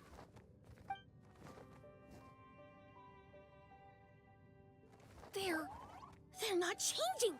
I can touch things without changing them. Hey, that's great! One more flying friend for Paimon! Now the residents of Simulanka won't be scared of you anymore. But what about all the things that I did before? That's simple. Just go out there and atone. You could fill in the footprints you left on the ground, or help the people around the broken sea get home. Okay. And you'll come along and help me, right, Hat Guy? Huh? Why would I do that? Because you said you wanted to be my friend. You little... Gah. Well, maybe I spoke too soon. Huh? But I thought... All right, fine. I'll go with you. Really? Yes, really. Lying to you would be no fun anyway. Oh, thank you! You're the first friend to call me by my name! Let's go back up. I'm about to suffocate down here. Oh, it feels so good to finally see Hat Guy meet his match. Yeah, okay. Paimon just never thought we'd see the day, that's all. All right, let's also head back up then. Don't be scared, Durin. We'll be right by your side. Thank you for your blessings, everyone! Oh, this is the happiest day I've had in a really long time!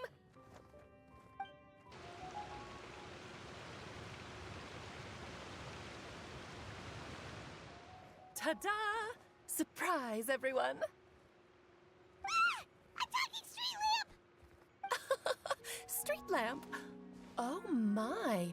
You mean you still don't remember me after all the times we've spoken? I know that voice! It's Mom's friend! Hello there, traveler and friends. And Durin, it's good to see you. You've changed quite a lot. In fact, you look so different that perhaps I should call you Mini Durin. Mini Durin, huh? Yeah, I like the sound of that. It's nice being smaller. You must be one of the 3 goddesses of this world. Are you the goddess of creation? Yep, that's right. But although it's the most impressive sounding of the 3, to be honest, we all made an equal contribution toward the founding of this world. If you've ever read any of M's stories, you'll know just how enchanting the worlds are that she writes about. So enchanting that I just had to step inside and explore it for real. So I got B involved, and with M's consent, created the world of Simulanka. Whoa, whoa, whoa! You're getting a little ahead of yourself. First things first. Would you mind explaining what you're doing here? In fact, no! What are we even doing here? Don't worry, all will be revealed. After everything you accomplished on your journey, you're free to ask me anything you want. Let's start with your first question then. I'm here because I sensed a great magic power emanating from the book just now, and I couldn't resist the urge to peek inside and check it out. That must have been when we all gave Minnie Durin our blessings, right? Yes, exactly. In the world of fairy tales, words and emotions often carry far more power than any spell. It's all thanks to your magic that Minnie Durin was able to take this form. Come say hi to me, little one. Oh, look at you. You're as cute as a button. So, what about us? Was it always part of the plan that we'd come here? Plan isn't the word I'd use. If you ask me, I'd say fate works in mysterious ways. When Durin of Simulanka made his wish to the goddess of fate, it just so happened that in a world far away, all of you wonderful people were holding a copy of M's fairy tale at that exact moment. And because of your noble and kind souls, you were selected by the goddess of fate to come and save this world. Now that you mention it, that's what I was doing when I was transported here. I was reading a fairy tale to some children in the Fleuve Cendra. I think I just, happened upon an old book and decided to use it as my pillow during a nap in a box. Wow, what a crazy coincidence. Wait, that's not right. How come everyone else got assigned to roll except us? 'Cause we were also... Yeah, that was it. We just received a strange book and we had no idea who sent it. Then, the moment we opened it up to start reading it, we found ourselves here. You're the one who sent it to us, aren't you? Oh, is that what happened? Yes, that does sound like me, doesn't it? Good question. Why indeed? Maybe I thought this was such a good story it simply had to be read by someone.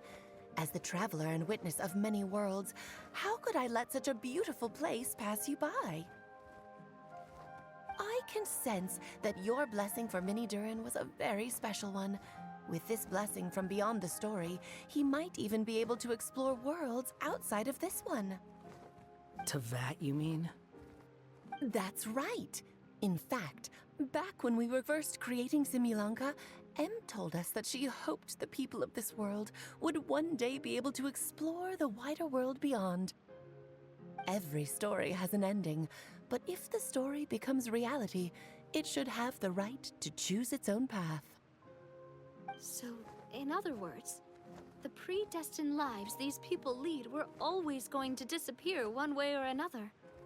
Wait, so even if the people here get to go to other worlds, surely there's gotta be a way we can leave too, right? Don't you realize you've been able to leave all along? Huh?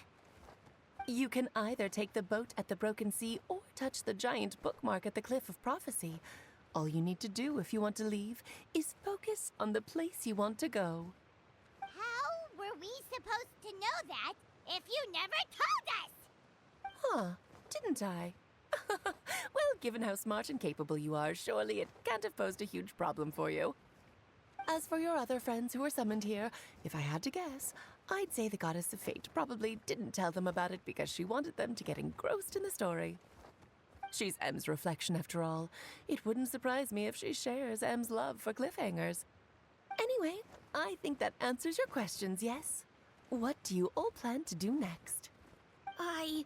I'm gonna go say sorry to the people of this world.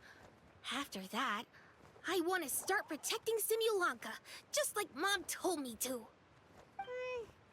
Now we know how easy it is to get back home. Paimon's suddenly not in such a hurry to leave. Same here. It's not every day that you get to come to such a magical world. I, for one, plan to explore it a little longer. I'm glad to hear it. Maybe I should invite some other friends to join you too. By the way, Minnie Durin, I'm delighted to see you've made some new friends. I'm sure Em would be very proud of you.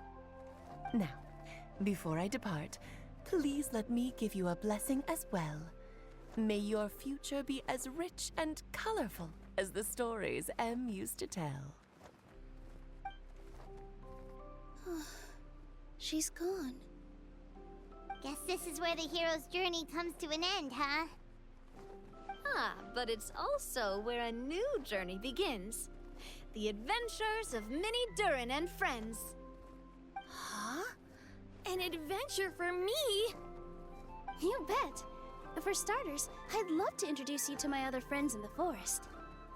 Even though there have been some misunderstandings in the past, I'm sure they'll welcome the new you with open arms. Huh? Stop looking at me. I already said I'll come with you. Whoa! Look over there! Wow. The stars are beautiful.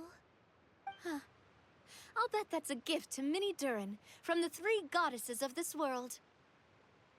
Oh. Thank you, Mom.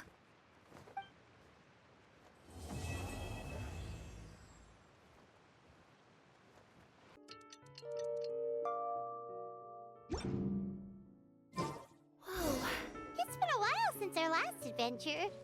Oh, Paimon wonders how Minnie Durin is getting along in Simbulanka. Let's go to the Forest of Blessings and take a look.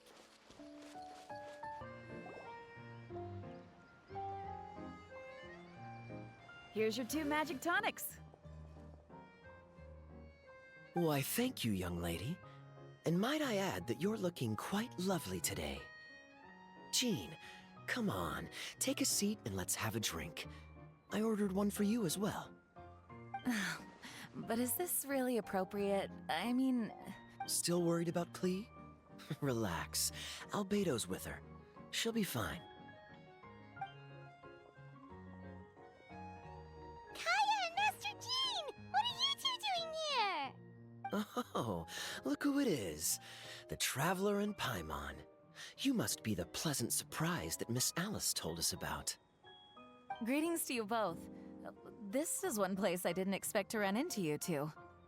The locals here have been talking non-stop about some brave heroes who saved the world. Let me guess. You two have been up to your old tricks. Well, not just us. We only played a small part. You could say we were 2 members of the Heroes Adventure Team. Still sounds mighty impressive to me. As ever, our honorary knight is making us proud wherever they roam. That's right. We received a letter of invitation from Miss Alice, proposing that we take Klee for a vacation in Fairyland when work dies down. I wasn't sure what she meant by Fairyland at first, but if my eyes are not deceiving me, she was being quite literal. Klee ran off excitedly as soon as we arrived. I'm a little worried about her, but Albedo insisted he would look after her while we do our own thing. We could hardly say no to such a considerate offer, so I took it upon myself to bring Jean to the nearest tavern we could find. Any excuse for a drink, huh? Well, we are on vacation. It's only fair that we get to indulge ourselves a little. You're right. I should make an effort to relax and unwind. It's what Miss Alice would want, after all. Oh, wait, Kaya? What exactly did you order from the bar? The house special, of course. Best way to get a taste of the local culture.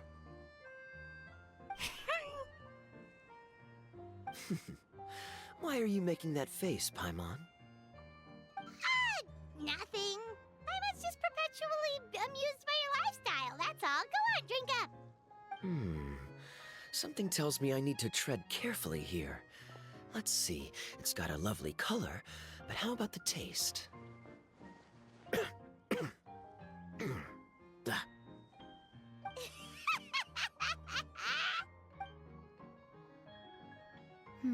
I think maybe I'll pass.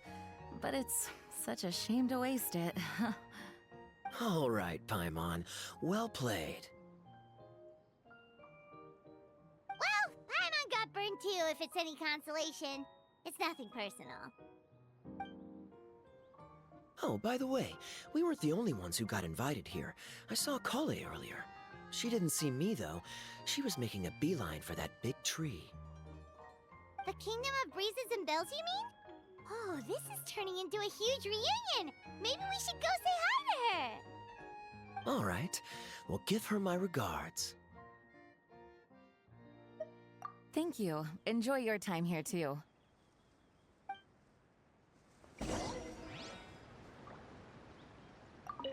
So the magic tonic here is just writing ink? What a weird and wonderful world. Ah, Miss Citrus, do you happen to serve any beverages here that don't contain magic tonic? Of course we do. What flavor would you like? Sunsettia. Jean, you want in? Sure, I'll have the same, please. Sounds good. 2 Sunsettia drinks coming right up.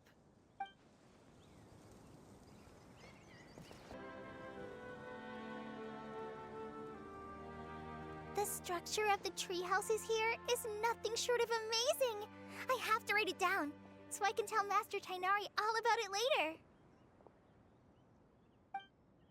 Hey, Kale! You scared me.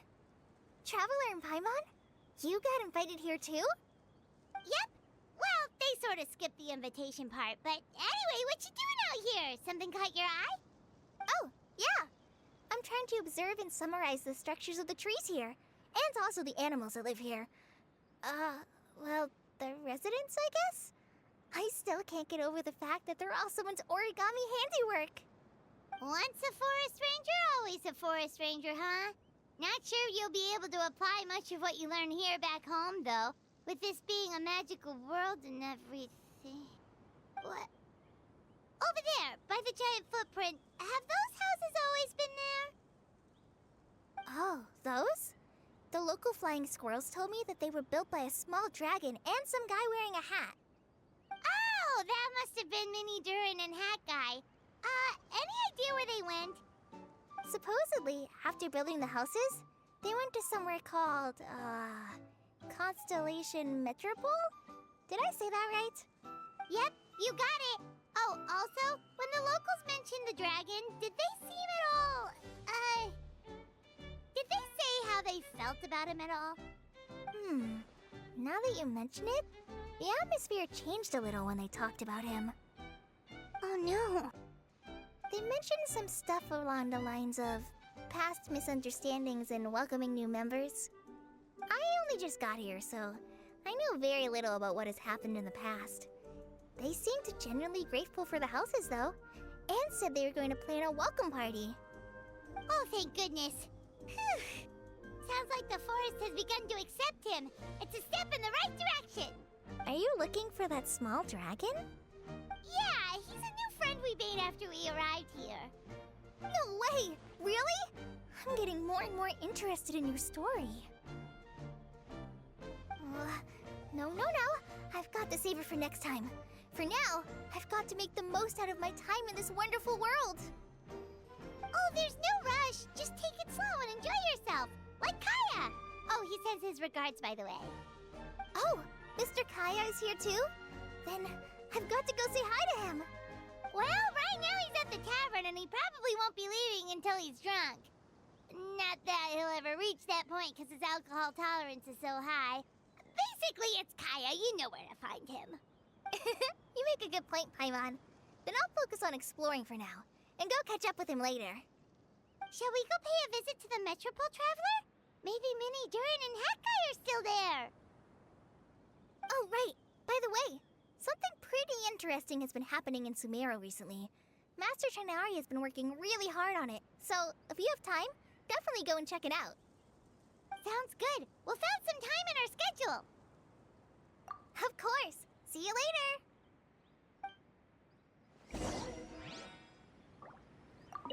The origami squirrels rely on wind currents to lift their agile bodies and easily move between the trees. This has created a truly unique ecosystem. Oh no! I'm running out of pages on my notebook.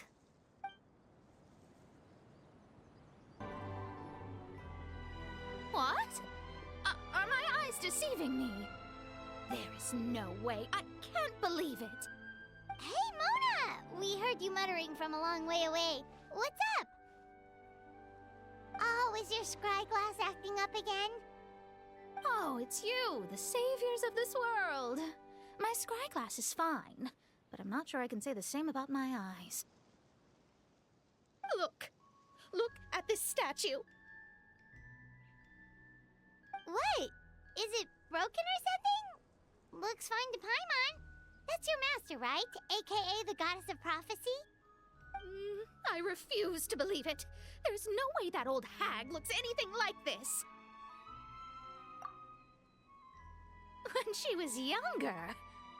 Oh, actually, now that you mention it, this does remind me of the fashionista phase she wrote about in her diary. She can't hear me, can she? I swear I just got chills down my spine.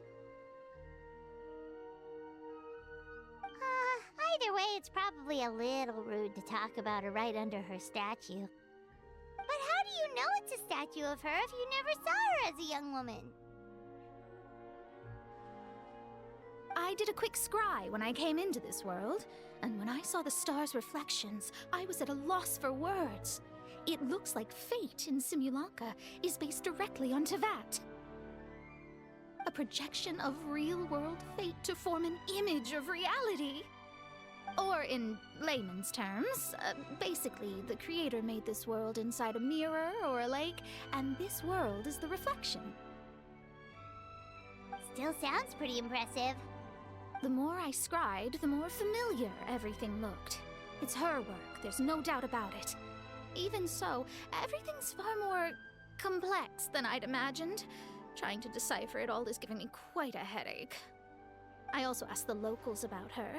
They call her she who has dominion over the stars and the course of fate itself. Not even a pretense of humility.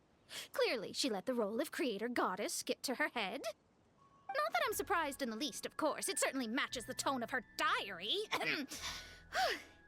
Anyway, we should change the topic.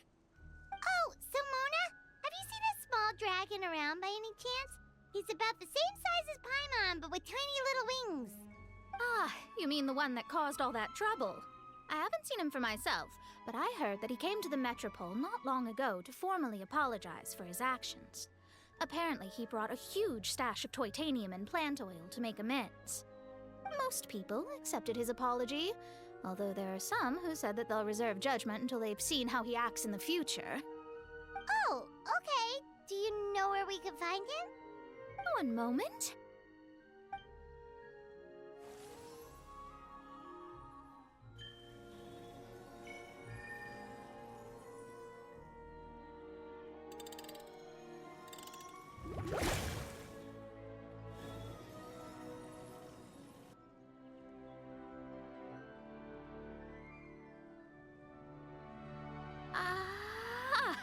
It looks like he's at the Broken Sea. There's a big group of people with him, too. Cool! Wanna come with us? We can introduce you? I think I'll sit this one out. This might be the closest I ever get to meeting the old hag in our youth, so I think I'll spend some time seeing what else I can glean from her grand design. You guys have fun. Anytime. We'll be off now. See you later, Mona!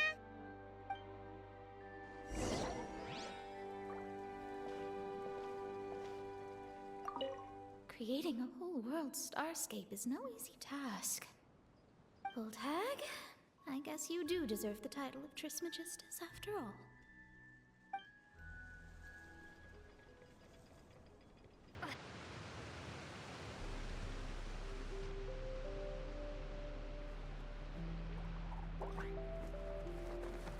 Osvaldo Halfnavines!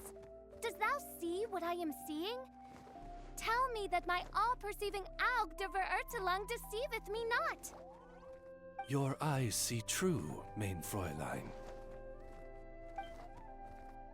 Very well.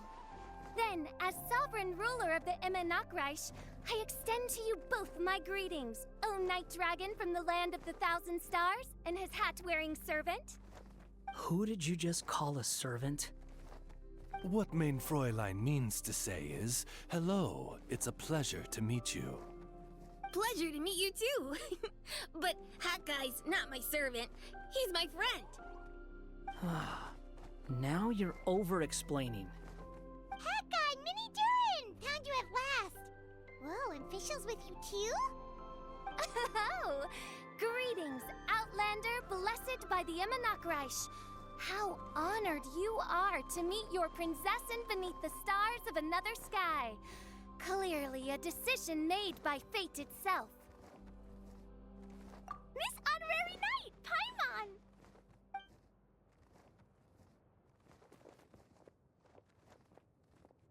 Greetings. You both look well. Hey there, Klee! Have you been having fun here? Yup, loads and loads of fun. There are so many cute animals and a magic train that was really long and a huge, huge castle and a king lives there and everything. I've been taking Klee to see all the sights. It's been a very enriching experience. Alice's magic is truly outstanding. Yeah, Mom's amazing. Klee wants to build a great big house now, too.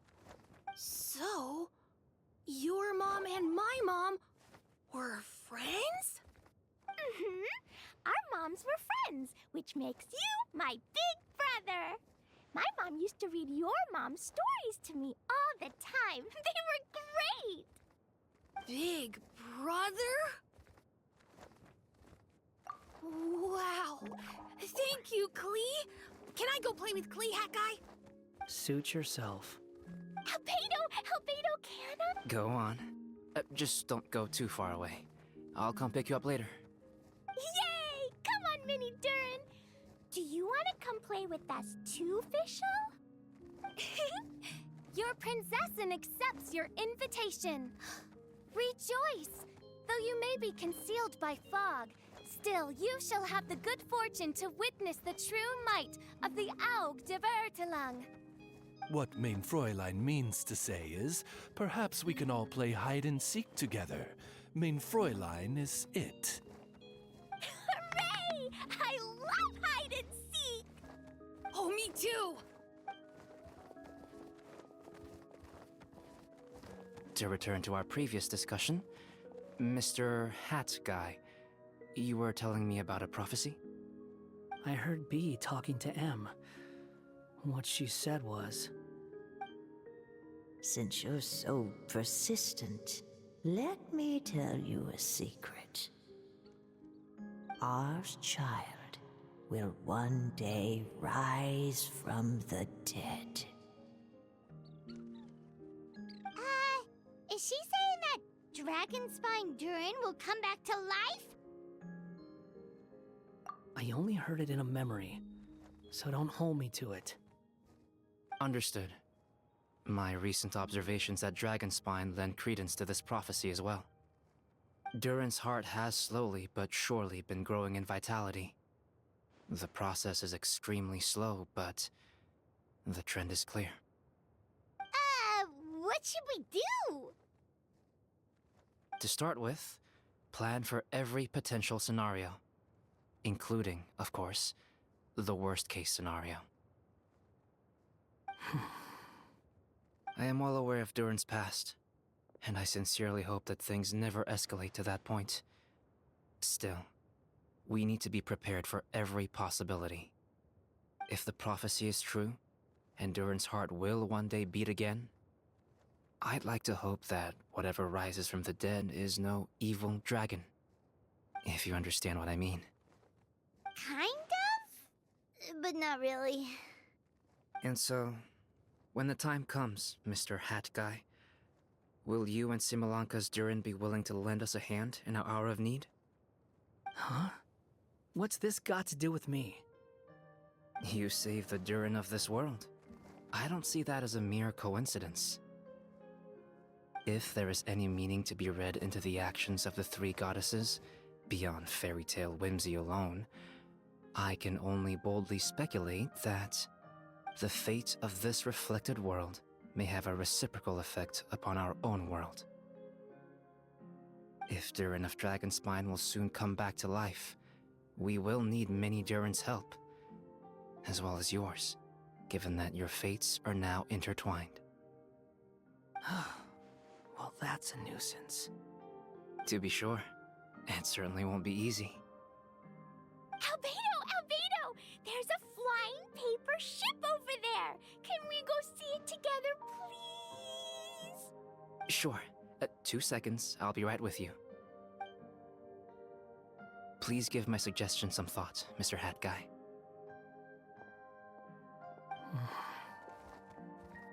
Hat Guy, I'm back! Huh? What were you guys talking about? Nothing. Huh. Okay then, let's go join the others. Everyone's going to check out the new origami ship. All right, I'll be right there.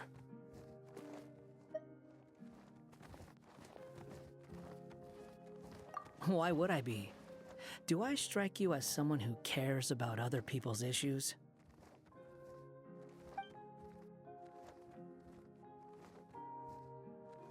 Quit trying to guess what I'm thinking. I'm leaving.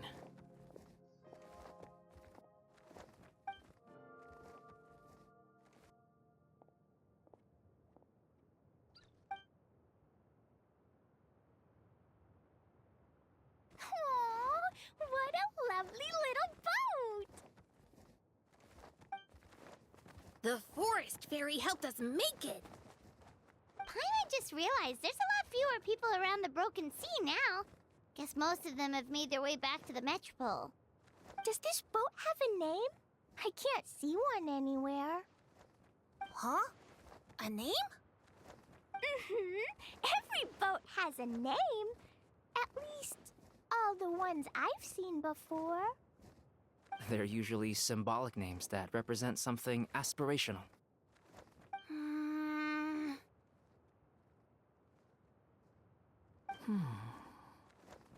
Let's go with the Durin. Huh?